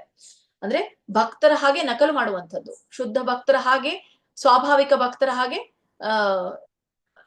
ನಕಲು ಮಾಡುವಂಥವ್ರು, ಅನುಕರಣೆಯನ್ನ ಮಾಡುವಂಥವರನ್ನ ಸಹಜೀಯ ಅಂತ ಕರೀತಾರೆ. ಹೀಗೆ ಸಾಧಕ ರೂಪೇಣ ಸಿದ್ಧ ರೂಪೇಣ ಅಂತ ಹೇಳ್ತಾರೆ. ಅಂದ್ರೆ ಈಗ ಈ ಇಲ್ಲಿ ಹೇಳಿರುವಂತದ್ದು ಒಂದು ಸಿದ್ಧ ದೇಹ ಮತ್ತೆ ಸಾಧಕ ದೇಹ. ಈ ರೂಪ ಗೋಸ್ವಾಮಿ ಅವರೆಲ್ಲರೂ ಕೂಡ ಮಂಜರಿಗಳಾಗಿದ್ದಾರೆ. ಎಲ್ಲಿ ಇದ್ದಾರೆ, ಇವನ್ ಆಧ್ಯಾತ್ಮಿಕ ಲೋಕದಲ್ಲಿ ಕೂಡ ಇದ್ದಾರೆ. ಮತ್ತೆ ಜೊತೆಗೆ ಭೌತಿಕ ಜಗತ್ತಿನಲ್ಲಿಯೂ ಕೂಡ ಒಂದು ಸಾಧಕ ದೇಹವನ್ನ ಪಡ್ಕೊಂಡು ಬಂದ್ರು ಕೂಡ ಅವರು ಅದೇ ತರನಾದಂತ ಭಕ್ತಿಯನ್ನ ಆಚರಣೆಯನ್ನ ಮಾಡ್ತಾರೆ. ಈಗ ಸಿದ್ಧ ರೂಪೇಣ ಸಾಧಕ ರೂಪೇಣ. ಸಿದ್ಧಿಗಳ ಸಿದ್ಧಿ ಆಗಿಯೂ ತಮ್ಮನ್ನ ತಾವು ಪ್ರದರ್ಶನಕ್ಕೆ ಇಟ್ಕೊಳ್ಳೋದಿಲ್ಲ. ಅವ್ರು ಬಂದು ಹೇಳೋದಿಲ್ಲ, ನಾನು ಸಿದ್ಧ ದೇಹ ಪಡೆದಿದ್ದೇನೆ, ಅಲ್ಲಿಂದ ಬಂದಿದ್ದೇನೆ, ಹೀಗೆ ನಾನು ಇದ್ದೇನೆ, ನೀವು ನನ್ನನ್ನೇ ಪೂಜೆ ಮಾಡಿ. ಸೊ ಈ ತರನಾಗಿ ಎಲ್ಲಿನೂ ನಾವು ಈ ಸಿದ್ಧ ದೇಹದ ಒಂದು ಪ್ರದರ್ಶನವನ್ನ ನಾವು ಕಾಣಲ್ಲ. ಹಾಗಾದ್ರೆ ಯಾರೆಲ್ಲ ಪ್ರದರ್ಶನಕ್ಕಿದ್ದಾರೋ ಅವರೆಲ್ಲರೂ ಕೂಡ ಸಹಜೀಯರು ಅನ್ನೋದನ್ನ ತಿಳಿಸ್ತಾರೆ. ತುಂಬಾ ಉದಾಹರಣೆಗಳನ್ನ ನಾವು ಕಾಣ್ತೇವೆ. ನಾನು ಭಗವಂತನ ಅವತಾರ ಅಂತ ಹೇಳುವಂಥದ್ದು, ನಾನೇ ಭಗವಂತ ಅಂತ ಹೇಳ್ತಾ ಇರುವಂಥದ್ದು, ಮತ್ತೆ ಜೊತೆಗೆ ನಾನು ಕೃಷ್ಣನ ಗೋಪಿಕೆ ಅಂತ ಹೇಳಿ ಅವರು ಅದೇ ಒಂದು ವೇಷವನ್ನ ಧರಿಸಿ ಅವರು ಧರಿಸಿರುವಂಥದ್ದು. ಸೊ ಇವು ಕೆಲವೊಮ್ಮೆ ಪ್ರದರ್ಶನಕ್ಕೆ ಇಟ್ಟುಕೊಳ್ಳುವಂಥದ್ದು ತಮ್ಮನ್ನ ತಾವು. ಸೊ ಇದೆಲ್ಲದೂ ಕೂಡ ಸಹಜೀಯ ಅಂತ ಕರೀತಾರೆ. ಹಾಗಂತ ಹೇಳಿ ಎಲ್ಲರೂ ಕೂಡ ತನ್ನನ್ನ ತಾನು ಸಿಂಗರಿಸಿಕೊಂಡು ಕೃಷ್ಣನಿಗಾಗಿ ತಮ್ಮ ಒಂದು ಸೇವೆಯನ್ನ ಮುಡಿಪಾಗಿಟ್ಟಂಥವ್ರು ಅವರೆಲ್ಲರೂ ಕೂಡ ಸಹಜೀಯರು ಅಂತ ಹೇಳಲಿಕ್ಕೆ ಆಗಲ್ಲ. ಯಾಕಂದ್ರೆ ಕೆಲವೊಮ್ಮೆ ಕೃಷ್ಣನಿಗೆ ಆಕರ್ಷಿಸಲು ಗೋಪಿಯರಂತೆ ಕೆಲವೊಮ್ಮೆ ಡ್ರೆಸ್ಗಳನ್ನ ಧರಿಸುವಂಥದ್ದು. ಸೊ ಇದು ಸಹಜೀಯದಲ್ಲಿ ಬರುವುದಿಲ್ಲ. ಸೊ ಇದು ಒಂದು ತರನಾದಂತ ಭಗವಂತನಿಗೆ ಆಕರ್ಷಣೆ ಆಗ್ಲಿ ಅನ್ನೋಕ್ಕೋಸ್ಕರ ಕೇವಲ ಭಗವಂತನಿಗಾಗಿ ಅವರು ಆ ಸೇವೆಯನ್ನ ಕೊಡುವಂಥದ್ದು. ಹಾಗಾದ್ರೆ ಈಗ ಇಸ್ಕಾನ್ ನಲ್ಲಿ ಯಾವ್ದು ಮಾರ್ಗ ನಾವು ಕಾಣ್ತೇವೆ ಅಂತಂದ್ರೆ, ಮೊದಲನೇದಾಗಿ ಅವರು ಯಾರಾದ್ರೂ ಓದಿ.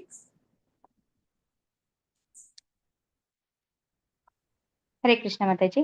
ಇಸ್ಕಾನಿನಲ್ಲಿ ರಾಗ ಮಾರ್ಗ. ಮೊದಲನೆಯದಾಗಿ ಅವರು ಭಕ್ತನನ್ನು ಪ್ರಾಮಾಣಿತ ಭಕ್ತಿ ಸೇವೆಗೆ ತರಲು ಪ್ರಯತ್ನಿಸುತ್ತಿದ್ದಾರೆ. ಅದು ವಿಧಿ ಮಾರ್ಗ. ನಂತರ ಕ್ರಮೇಣ ಅವನು ಒಗ್ಗಿಕೊಂಡಾಗ ಆಗ ರಾಗ ಮಾರ್ಗವು ಪ್ರಕಟವಾಗುತ್ತದೆ. ಪ್ರತಿಯೊಬ್ಬರೂ ತಮ್ಮ ಮೂಲ ಸಂವಿಧಾನಿಕ ನೆಲೆಯಲ್ಲಿ ಕೃಷ್ಣನೊಂದಿಗೆ ನಿರ್ದಿಷ್ಟ ಸಂಬಂಧವನ್ನು ಹೊಂದಿದ್ದಾರೆ. ಹರೇ ಕೃಷ್ಣ.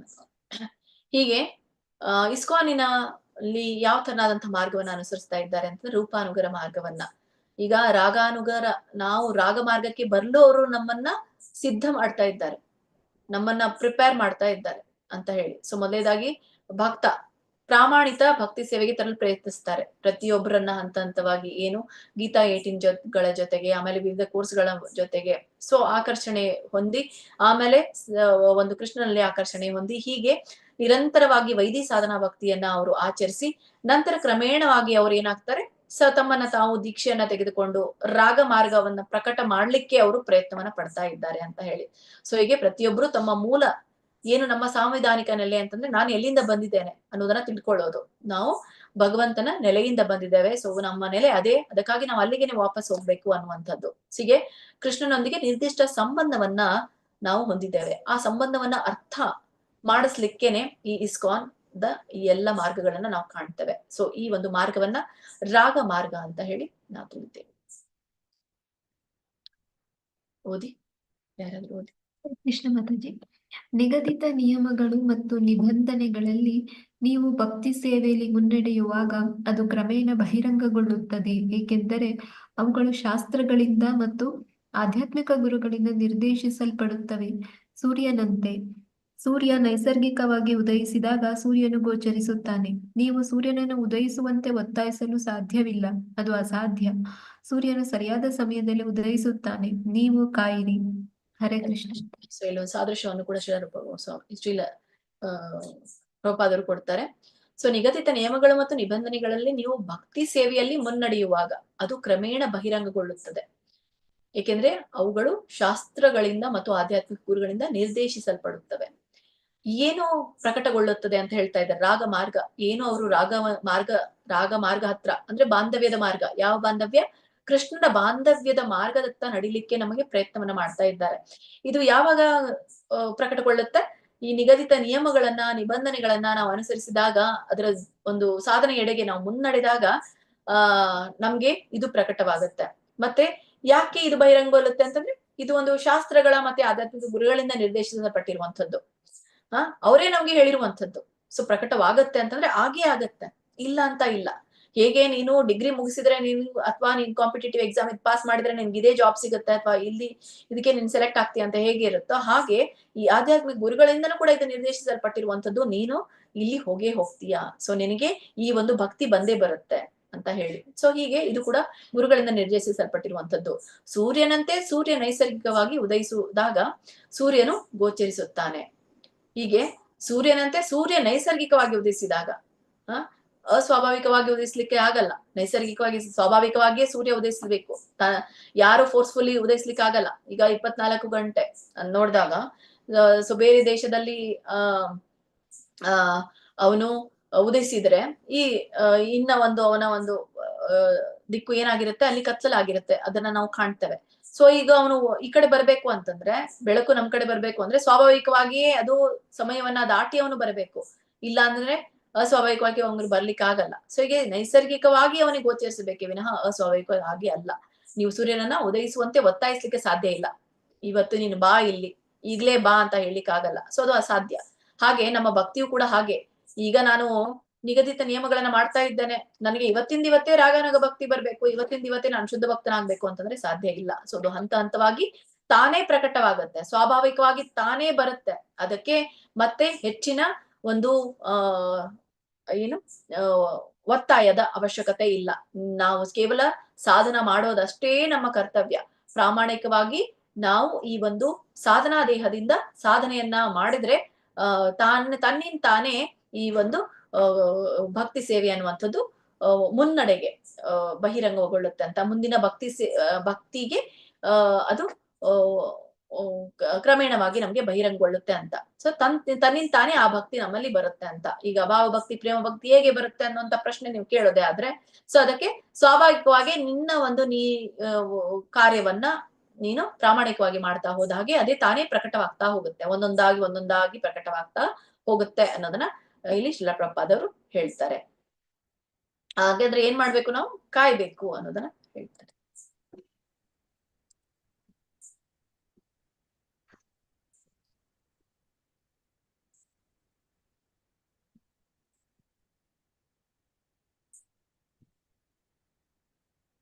ಸೊ ಹೀಗೆ ನಾವಿಲ್ಲಿ ಸಂಬಂಧಾನುಗ ಭಕ್ತಿಯನ್ನ ನಾವು ಕಾಣ್ತೇವೆ ಇಲ್ಲಿ ರಾಗಾನುಗ ಭಕ್ತಿಯಲ್ಲಿ. ಸೊ ಕೊನೆಯ ಪ್ಯಾರಾಗ್ರಾಫ್ ಅಲ್ಲಿ ಅಂದ್ರೆ ಇಲ್ಲಿ 144ನೇ ಪೇಜ್ ಅಲ್ಲಿ 16ನೇ ಅಧ್ಯಾಯದ ಕೊನೆಯ ಪ್ಯಾರಾಗ್ರಾಫ್ ಅಲ್ಲಿ ನಾರಾಯಣ ವ್ಯೂಹ ಸ್ತವದ ಪ್ರಾರ್ಥನಾ ಪದ್ಯಗಳಲ್ಲಿ ಒಂದು ಮಾತು ಬರುತ್ತದೆ. ಪ್ರಭುವನ್ನು ತಮ್ಮ ಪತಿಯೆಂದೋ, ಮಿತ್ರನೆಂದೋ, ಪಿತೃವೆಂದೋ ಇಲ್ಲವೇ ಹಿತೈಷಿ ಎಂದೋ ಭಾವಿಸುವ ಜನರು ಸದಾ ಎಲ್ಲರಿಂದ ಪೂಜಾರ್ಹರೆಂಬುದೇ ಆ ಮಾತು. ಕೃಷ್ಣನಲ್ಲಿ ಇರಿಸುವ ಇಂತಹ ಸಹಜ ಪ್ರೇಮವನ್ನು ಕೃಷ್ಣನ ಅಥವಾ ಅವನ ಶುದ್ಧ ಭಕ್ತನ ವಿಶೇಷಾನುಗ್ರಹದಿಂದ ಮಾತ್ರ ಗಳಿಸಿಕೊಳ್ಳಬಹುದು. ಸೊ ಇಲ್ಲಿ ಹೇಳ್ತಾ ಇರುವಂತದ್ದು, ಕೃಷ್ಣನಲ್ಲಿ ಇರಿಸುವ ಇಂತಹ ಸಹಜ ಪ್ರೇಮವನ್ನ ಯಾರಿಂದ ನಾವು ಪಡ್ಕೊಳ್ಬಹುದು? ಕೇವಲ ಅವನ ಶುದ್ಧ ಭಕ್ತನಿಂದ ಮಾತ್ರ ಪಡ್ಕೊಳ್ಬಹುದು, ಇಲ್ಲಾಂದ್ರೆ ನೇರವಾಗಿ ನಮ್ಗೆ ಪಡ್ಕೊಳ್ಳಿಕ್ಕೆ ಆಗೋದಿಲ್ಲ. ಭಕ್ತಿ ಸೇವೆ ಈ ಪ್ರಕ್ರಿಯೆಯನ್ನು ಕೇವಲ ಕೆಲವು ಸಲ ಪುಷ್ಟಿ ಮಾರ್ಗ ಎಂದು ಕರೀತಾರೆ. ಅಂದ್ರೆ ಈ ಕೃಷ್ಣನಲ್ಲಿ ಇರಿಸುವಂತಹ ಸಹಜ ಪ್ರೇಮವನ್ನ ಕೃಷ್ಣನಿಂದ ಅಥವಾ ಅವನ ಶುದ್ಧ ಭಕ್ತರಿಂದ ವಿಶೇಷ ಅನುಗ್ರಹವನ್ನ ಪಡ್ಕೊಳ್ಬಹುದು. ಒಂದು ಪ್ರತ್ಯಕ್ಷ ಕರುಣೆ, ಪರೋಕ್ಷ ಕರುಣೆ. ಪ್ರತ್ಯಕ್ಷ ಕರುಣೆಗೆ ನಾವು ಕೃಷ್ಣನ ಅನುಗ್ರಹ ಅಂತ ಕರಿತೇವೆ, ಆಮೇಲೆ ಇನ್ನೊಂದು ಭಕ್ತನ ಕರುಣೆ ಅಂತ ಕರಿತೇವೆ, ಪರೋಕ್ಷ ಕರುಣೆ. ಹೀಗೆ ಅವನ ಶುದ್ಧನ ಭಕ್ತನಿಗೆ ಹೇಳಿರ್ತಾನೆ ಅವನಿಗೆ ಕರುಣೆ ಕೊಡು ಅಂತ ಹೇಳಿ. ಹೇಗೆ ನಾರದ ಮುನಿಗಳು ಬೇಟೆಗಾರನ್ಗೆ ಕೊಟ್ರು. ಮತ್ತೆ ಹೀಗೆ ನಾವು ಅನುಗ್ರಹಗಳನ್ನ ಕಾಣ್ತೇವೆ, ತುಂಬಾ ಅನುಗ್ರಹಗಳನ್ನ ಶುದ್ಧ ಭಕ್ತರಿಂದ ಪಡೆದಿರುವಂತದ್ದು ವಿಶೇಷ ಅನುಗ್ರಹಗಳು ಅಂತ ಹೇಳಿ ಕರಿತೇವೆ. ಹೀಗೆ ಅನುಗ್ರಹದಿಂದ ಮಾತ್ರ ನಾವು ಆ ಭಕ್ತಿಯನ್ನ ಗಳಿಸ್ಕೊಳ್ಬಹುದು. ಸೊ ಇದೇನು ಪ್ರಕ್ರಿಯೆ ಇದೆಯೋ, ಭಗವಂತನ ಕರುಣೆ, ಭಕ್ತನ ಕರುಣೆಯಿಂದ ನಾವು ಭಕ್ತಿನ ಪಡೆಯುವುದನ್ನ ಪುಷ್ಟಿ ಮಾರ್ಗ ಅಂತ ಕರೀತಾರೆ. ಸೊ ಪುಷ್ಟಿ ಅಂದ್ರೆ ಶಕ್ತಿ ನೀಡುವಂಥದ್ದು, ಮಾರ್ಗ ಅಂದ್ರೆ ಹಾದಿ. ಹೀಗೆ ಈ ಒಂದು ಭಕ್ತಿಯ ಮಾರ್ಗದಲ್ಲಿ ನಮಗೆ ಪುಷ್ಟಿಯನ್ನ, ಶಕ್ತಿಯನ್ನ ಕೊಡುವಂತಹ ಹಾದಿ ಯಾವುದು ಅಂದ್ರೆ ಅದೇ ಭಕ್ತನ ಕರುಣೆ, ಭಗವಂತನ ಕರುಣೆ.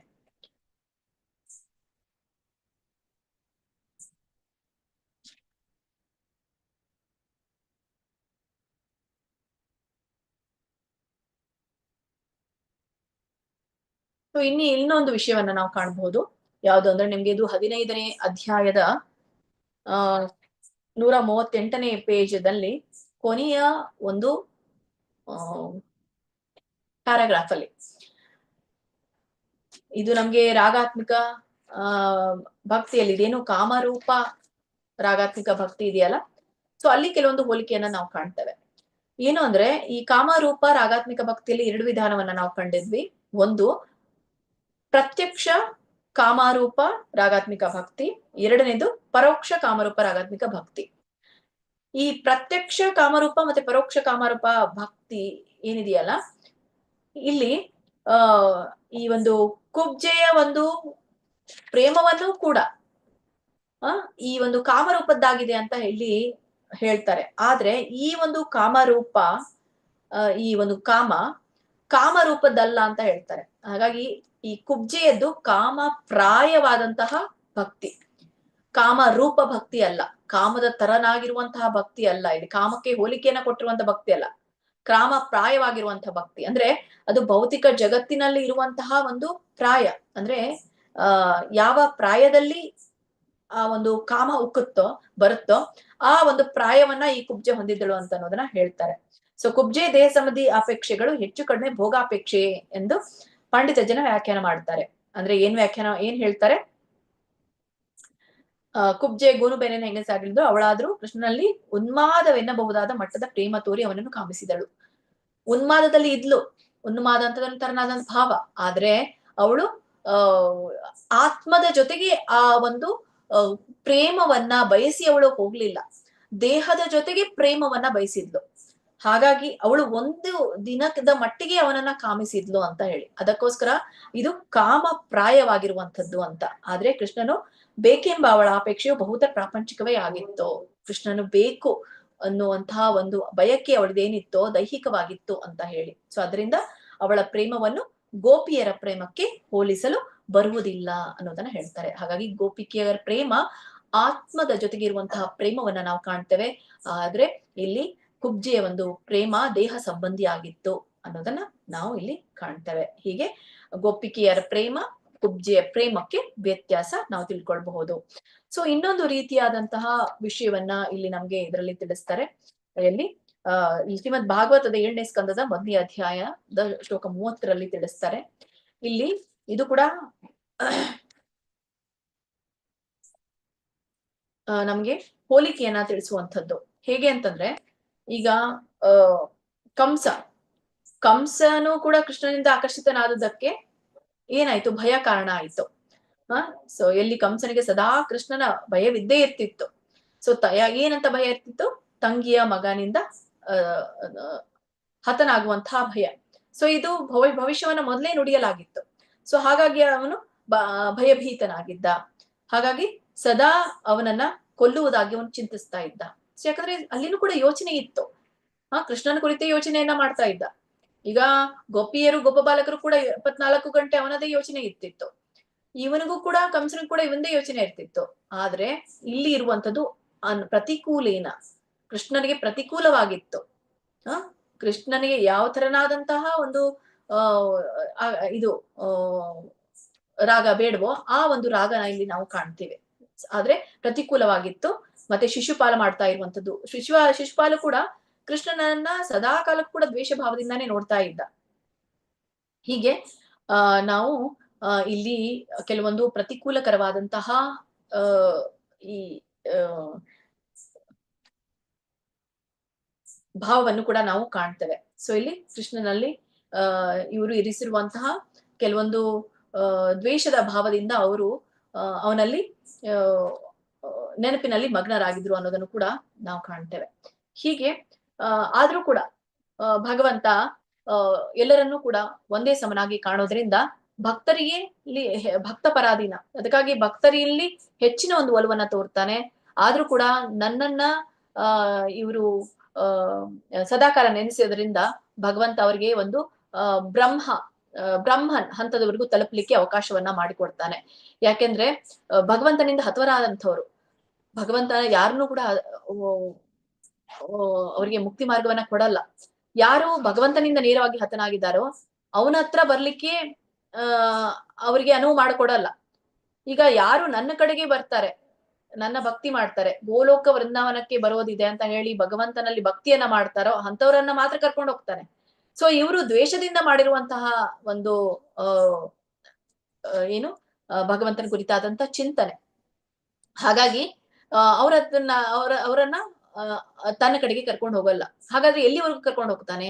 ಕೇವಲ ಒಂದು ಬ್ರಹ್ಮನ್ ಹಂತದವರೆಗೂ ಮಾತ್ರ ಅವರನ್ನ ಕರ್ಕೊಂಡು ಹೋಗ್ತಾನೆ. ಸೊ ಕೇವಲ ಅಲ್ಲಿ ಯಾಕೆ ಕರ್ಕೊಂಡು ಹೋಗ್ತಾನೆ ಅಂತಂದ್ರೆ, ಈಗ ನೀನ್ ಮಾಡಿರುವಂತಹ ಏನು ಅನರ್ಥಗಳಿದೆಯೋ ಇಷ್ಟು ಸಾಕಪ್ಪ, ಈಗ ಸುಮ್ಮನೆ ನೀನು ಇಲ್ಲೇ ಇರು ಅನ್ನುವಂತಹ ರೀತಿಯಲ್ಲಿ ಭಗವಂತ ಬ್ರಹ್ಮನ್ ಹಂತಕ್ಕೆ ಬಂದು ಇಳಿಸ್ಬಿಡ್ತಾನೆ. ಅಲ್ಲಿ ಇಳಿಸಿದಾಗ ಅವ್ರು ಏನ್ ಮಾಡ್ತಾ ಇದ್ರು ಅನಾಹುತ ಕಾರ್ಯಗಳು, ಅವುಗಳು ಬಂದಾಗತ್ತಷ್ಟೇ. ಅವು ಬಂದಾಗ್ಲಿ ಅನ್ನೋಕ್ಕೋಸ್ಕರ ಅವ್ರು ಬ್ರಹ್ಮನ್ ಹಂತದವರೆಗೂ ಬರ್ತಾರೆ, ಆದ್ರೆ ತನ್ನವರೆಗೂ ಕರ್ಕೊಂಡು ಹೋಗಲ್ಲ. ಯಾಕೆ? ಈ ಬ್ರಹ್ಮನು ಕೂಡ ಭಗವಂತನಲ್ಲಿರುವಂತಹ ಒಂದು ಹಂತಾನೆ. ಯಾಕಂದ್ರೆ ಭಗವಾನ್ ಹಂತದಲ್ಲಿ ಭಗವಾನ್ ಹಂತದಲ್ಲಿ 3 ಇದೆ. ಭಗವಾನ್ ಹಂತದಲ್ಲಿ ಸಾಕಾರ ರೂಪನೂ ಇದೆ, ಅಂದ್ರೆ ಭಗವಾನ್ ಹಂತನೂ ಇದೆ, ಪರಮಾತ್ಮ ಹಂತನೂ ಇದೆ, ಬ್ರಹ್ಮನ್ ಹಂತನೂ ಇದೆ. ಆದ್ರೆ ಬ್ರಹ್ಮನ್ ಹಂತ ತೀರಾನೇ ಕೆಳಗಿರುವಂತದ್ದು. ಹಾಗಾಗಿ ಕೇವಲ ಅದು ಒಂದು ಪ್ರಜ್ವಲ ಅಂತ ಹೇಳ್ತೇವೆ, ಕೇವಲ ಅದೊಂದು ಪ್ರಕಾಶ. ಸೊ ಹಾಗೆ ಆ ಒಂದು ಪ್ರಕಾಶದಲ್ಲಿ ಮಾತ್ರ ಅಂತವ್ರನ್ನ ಇರಿಸ್ತಾನೆ ಅನ್ನೋದನ್ನ ನಾವು ಕಾಣ್ತೇವೆ. ಸೊ ಇಲ್ಲಿ ನಮ್ಗೆ ಕೆಲವೊಮ್ಮೆ ಕನ್ಫ್ಯೂಸ್ ಆಗೋದುಂಟು. ಸೊ ಎಲ್ರಿಗೂ ನೆಲೆಯೂ ಕೂಡ ಒಂದೇ ಅಂತ ಹೇಳ್ತಾರೆ. ನೆಲೆಯೂ ಒಂದೇ ಅಂದಾಗ, ಗೋಪಿಕೆಯರು ಮತ್ತೆ ಈ ಕಂಸ ಇವುದೆಲ್ಲ ನೆಲೆಯೂ ಒಂದೇ ಅಂದಾಗ ಅರ್ಥ ಏನು? ಬ್ರಹ್ಮನನ್ನೇ ಭಗವಂತನನ್ನೇ ತಲುಪೋದು. ಆದ್ರೆ ಈ ಕಂಸ ಮತ್ತೆ ಈ ಶಿಶುಪಾಲ ಎಲ್ಲರೂ ಕೂಡ ಬ್ರಹ್ಮನ್ ಹಂತದ್ರು ಮಾತ್ರ ತಲುಪ್ತಾರೆ, ಆದ್ರೆ ಗೋಪಿಕೆಯರು ಎಲ್ಲರೂ ಕೂಡ ಭಗವಾನ್ ಹಂತಕ್ಕೆ ಹೋಗ್ತಾರೆ, ಉನ್ನತ ಹಂತಕ್ಕೆ ಹೋಗ್ತಾ ಇರುವಂತದ್ದು ಅನ್ನೋದನ್ನ ನಾವು ತಿಳ್ಕೊಳ್ಬಹುದು. ಸೊ ಹೀಗೆ ಈ ಒಂದು ರಾಗ ಆತ್ಮಿಕ ಅಂದ್ರೆ ಏನು, ರಾಗ ಅನುಗ ಅಂದ್ರೆ ಏನು, ರಾಗ ಆತ್ಮಿಕದಲ್ಲಿ ಎಷ್ಟು ವಿಧಗಳಿದೆ, ಮತ್ತೆ ರಾಗಾನುಗದಲ್ಲಿ ಎಷ್ಟು ವಿಧಗಳಿದೆ ಅನ್ನೋದ್ರ ಕುರಿತಾಗಿ ನಾವು ತಿಳಿದುಕೊಂಡ್ವಿ. ಹೀಗೆ ಈ ನಿಯಮಗಳನ್ನ ನಾವು ರಾಗಾತ್ಮಿಕ ಭಕ್ತಿ ಮತ್ತು ರಾಗಾನುಗ ಭಕ್ತರ ನಿಯಮಗಳನ್ನ ನಾವು ತಿಳಿದುಕೊಂಡ್ವಿ. ರಾಗಾನುಗ ಭಕ್ತಿಯ ಪ್ರಕ್ರಿಯೆ ಅವಲೋಕನವನ್ನ ಕೂಡ ನಾವು ತಿಳಿದುಕೊಂಡ್ವಿ. ಸೊ ಇಸ್ಕಾನ್ ಭಕ್ತರಿಗೆ ರಾಗಾನುಗ ಭಕ್ತಿಯ ಅಭ್ಯಾಸದ ಬಗ್ಗೆ ಸೂಕ್ಷ್ಮವಾದ ಮನೋಭಾವನ ತಿಳಿಸಿದ್ವಿ. ಸೊ ಹೇಗೆ ರಾಗಾನುಗ ಭಕ್ತರಾಗ್ಬಹುದು, ರಾಗಾನುಗ ಭಕ್ತರಾಗಲಿಕ್ಕೆ ಯಾವ ರಾಗ ಮಾರ್ಗವನ್ನ ಇಸ್ಕಾನ್ ಸಂಸ್ಥೆ ತೋರಿಸ್ತಾ ಇದೆ ಅನ್ನೋದ್ರ ಕುರಿತಾಗಿ ನಾವು ತಿಳಿದುಕೊಂಡ್ವಿ. ಸೊ ಕೊನೆಯದಾಗಿ ಶ್ರೀಲ ಪ್ರಭುಪಾದವರು ಇದರ ಒಂದು ಸಾರಾಂಶವನ್ನ ತಿಳಿಸ್ತಾರೆ. ಏನನ್ನೋದನ್ನ ನೋಡೋಣ. ಯಾರಾದ್ರೂ ಓದಿ. ಹರೇ ಕೃಷ್ಣ ಮಾತಾಜಿ. ರಾಗಾನುಗ ರಾಗ ಭಕ್ತಿಯನ್ನು ಬೃಂದಾವನದಲ್ಲಿ ಭಕ್ತರ ಹೆಜ್ಜೆ ಗುರುತನ್ನು ಅನುಸರಿಸಿ ಕಾರ್ಯಗತಗೊಳಿಸಬಹುದು. ಅದಕ್ಕೆ ರಾಗ ಭಕ್ತಿ ಎನ್ನುತ್ತಾರೆ. ಕೃಷ್ಣ ವೈಯಕ್ತಿಕವಾಗಿ ಸಹವರ್ತಿಸುತ್ತಾನೆ. ಹಾಗಾಗಿ ನೇರವಾಗಿ ಕೃಷ್ಣನ ವೈಯಕ್ತಿಕ ಸಹವರ್ತಿಯಾಗಲು ಪ್ರಯತ್ನಿಸಬಾರದು. ಆದರೆ ಕೃಷ್ಣನ ಆಪ್ತ ಸಹಚರರ ಹೆಜ್ಜೆ ಗುರುತುಗಳನ್ನು ಅನುಸರಿಸಿ ನಾವು ರಾಗ ಭಕ್ತಿಯ ಹಂತಕ್ಕೆ ಬರಬಹುದು. ಹರೇ ಕೃಷ್ಣ ಮಾತಾಜಿ. ಸೊ ರಾಗಾನುಗ, ಹರೇ ಕೃಷ್ಣ ಮಾತಾಜಿ. ರಾಗ ಭಕ್ತಿಯನ್ನು ವೃಂದಾವನದಲ್ಲಿ ಭಕ್ತರ ಹೆಜ್ಜೆ ಗುರುತುಗಳನ್ನ ಅನುಸರಿಸಿ ಕಾರ್ಯಗತಗೊಳಿಸಬಹುದು ಅಂತ ಹೇಳಿ. ಸೊ ಹೆಜ್ಜೆ ಗುರುತುಗಳನ್ನ ಗುರುತಿಸುವುದರ ಮೂಲಕ, ಅವರನ್ನ ಅನುಸರಿಸುವುದರ ಮೂಲಕ ನಾವು ಕಾರ್ಯಗತಗೊಳಿಸಬಹುದು. ಅದಕ್ಕೆ ರಾಗ ಭಕ್ತಿ ಅಂತ ಕರೀತಾರೆ. ಸೊ ಕೃಷ್ಣ ವೈಯಕ್ತಿಕವಾಗಿ ಸಹವರ್ತಿಸುತ್ತಾನೆ, ಹಾಗಾಗಿ ನೇರವಾಗಿ ಕೃಷ್ಣನ ವೈಯಕ್ತಿಕ ಸಹವರ್ತಿಯಾಗಲು ಪ್ರಯತ್ನಿಸಬಾರದು. ಸೊ ನೇರವಾಗಿ ನಾವು ಈ ಒಂದು ಭಕ್ತಿಯನ್ನ ಪಡ್ಕೊಳ್ಳುವಷ್ಟು ಅರ್ಹರಿಲ್ಲ. ಸೊ ಆದ್ರೆ ಕೃಷ್ಣನ ಆಪ್ತ ಸಹಚರರ ಹೆಜ್ಜೆಯನ್ನ, ಸೊ ಯಾರು ಕೃಷ್ಣನ ನೇರ ಸಹವರ್ತಿಗಳಿದ್ದಾರೋ, ಸೊ ಯಾರು ಅವರನ್ನ ಅನುಸರಿಸ್ತಾ ಇದ್ದಾರೋ ಅವರನ್ನ ಅನುಸರಿಸುವ ಮೂಲಕ ನಾವು ರಾಗ ಮಾರ್ಗದಲ್ಲಿ ಬರ್ಬಹುದು, ಅಥವಾ ರಾಗ ಭಕ್ತಿಯ ಹಂತಕ್ಕೆ ಬರಬಹುದು. ಹಾಗಾಗಿ ರಾಗ ಭಕ್ತಿಯ ಉದ್ದೇಶ ಏನು? ಯಾರು ರಾಗಾನುಗರಿದ್ದಾರೋ ಅಥವಾ ಯಾರು ರಾಗಾನುಗ ಭಕ್ತಿಯನ್ನು ಅನುಸರಿಸ್ತಾ ಇದ್ದಾರೋ ಅವರನ್ನ ನಾವು ಅನುಸರಿಸೋದೇ ರಾಗಭಕ್ತಿ ಅಂತ ಇಲ್ಲಿ ಶ್ರೀಲ ಪ್ರಭುಪಾದರು ಹೇಳ್ತಾರೆ. ಕೊನೆಯದಾಗಿ ಯಾರಾದ್ರೂ ಓದಿ. ಮಾತಾಜಿ ಹರೇ ಕೃಷ್ಣ. ಅದನ್ನು ಪರಾಭಕ್ತಿ ಎಂದು ಕರೆಯಲಾಗುತ್ತದೆ. ಆ ಅಪರ ಭಕ್ತಿಯ ಅಗತ್ಯವಿದೆ. ಆದ್ದರಿಂದ ಈ ಕೃಷ್ಣ ಪ್ರಜ್ಞೆಯ ಆಂದೋಲನವು ಕ್ರಮೇಣ ರಾಗಭಕ್ತಿ ಅಥವಾ ಪರಾಭಕ್ತಿಯ ಹಂತದವರೆಗೆ ಬೆಳೆಯುತ್ತದೆ. ಹಾಗಾಗಿ ಜೀವನವು ಯಶಸ್ವಿ ಆಗುತ್ತದೆ. ಶ್ರೀಮದ್ ಭಾಗವತ 3.26ನೇ ವರ್ಷನು, ಆಮೇಲೆ 35-36 ವರ್ಷ. ಹರೇ ಕೃಷ್ಣ. ಹೀಗೆ ಈ ರಾಗ ಭಕ್ತಿ ಹಂತಕ್ಕೆ ಬರಬಹುದು. ಸೊ ಈಗ ರಾಗಭಕ್ತಿ ಹಂತಕ್ಕೇನೆ ಏನಂತ ಕರೀತಾರೆ, ಪರಾಭಕ್ತಿ ಅಂತ ಹೇಳಿ ಕರೀತಾರೆ. ಅಂದ್ರೆ ಇದೇ ಭಗವಂತನ ನೇರ ಸಹವರ್ತಿಗಳನ್ನ ಅನುಸರಿಸಿ ಯಾರು ಭಕ್ತಿಯನ್ನ ಮಾಡ್ತಾ ಇದ್ದಾರೋ ಆ ಭಕ್ತರನ್ನ ಅನುಸರಿಸುವಂತಹ ಒಂದು ಭಕ್ತಿನೇ ಪರಾಭಕ್ತಿ. ಹೀಗೆ ಈ ಪರಾಭಕ್ತಿಯ ಅಗತ್ಯವಿದೆ ಯಾರಿಗೆ, ನಮ್ಮೆಲ್ರಿಗೂ ಕೂಡ. ಇದರಿಂದ ಕೃಷ್ಣ ಪ್ರಜ್ಞೆ ಆಂದೋಲನ ಕ್ರಮೇಣವಾಗಿ ಏನಾಗುತ್ತೆ, ರಾಗಭಕ್ತಿಯಲ್ಲಿ ಅಥವಾ ಪರಾಭಕ್ತಿಯಲ್ಲಿ ಬರ್ಲಿಕ್ಕೆ ಸಾಧ್ಯ ಆಗತ್ತೆ.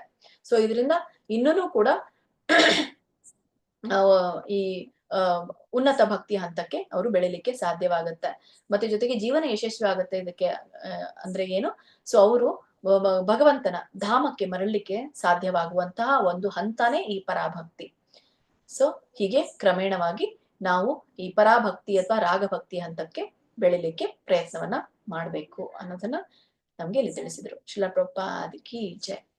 ಸೊ ಇವತ್ತಿನ ತರಗತಿಯಲ್ಲಿ ನಾವು 15, 16ನೇ ವಿಷಯಗಳ ಕುರಿತಾಗಿ ತಿಳಿದುಕೊಂಡ್ವಿ. ಇನ್ನ ಮುಂದಿನ ತರಗತಿಯಲ್ಲಿ ನಾವು 17, 18, 19 ಕೇವಲ ಈ ಪೂರ್ವ ಭಾಗವನ್ನ ಮಾತ್ರ ನಾವು ಭಕ್ತಿಯ ಸಾಮರಸ್ಯದಲ್ಲಿ ಕಲಿತೇವೆ. ಈ ಪೂರ್ವ ಭಾಗದಲ್ಲಿ ಕೊನೆಯ ಹಂತವಾಗಿರುವಂತದ್ದು 17, 18, 19ನೇ ಅಧ್ಯಾಯ. 17ನೇ ಅಧ್ಯಾಯ ಮತ್ತು 18ನೇ ಅಧ್ಯಾಯ ನಮಗೆ ಭಾವ ಮತ್ತೆ ಭಾವ ಅಂದ್ರೆ ಏನು, ಭಾವದ ಲಕ್ಷಣಗಳನ್ನ ತಿಳಿಸುತ್ತೆ. ಇದೇ ಶ್ರದ್ಧೆಯಿಂದ ಪ್ರೇಮದವರೆಗೆ ಇರುವಂತಹ ಹಂತಗಳಲ್ಲಿ 8ನೇ ಹಂತನೇ ಭಾವ, 9ನೇ ಹಂತನೇ ಪ್ರೇಮ. ಈ 8, 9ನೇ ಹಂತವನ್ನ ನಾವು ತಿಳಿದುಕೊಳ್ಳಿಕ್ಕಿದ್ದೇವೆ.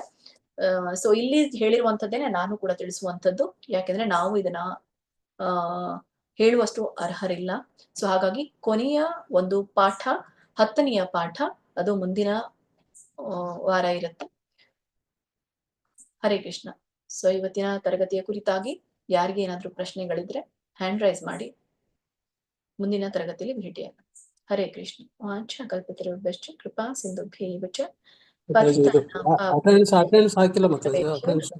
ಅನಂತ ಕೋಟಿ ವೈಷ್ಣವ ವೃಂದ ಕಿ ಜೈ. ಶ್ರೀಲ ಪ್ರಭುಪಾದ ಕಿ ಜೈ. ಅಟೆಂಡೆನ್ಸ್ ಸ್ವಲ್ಪ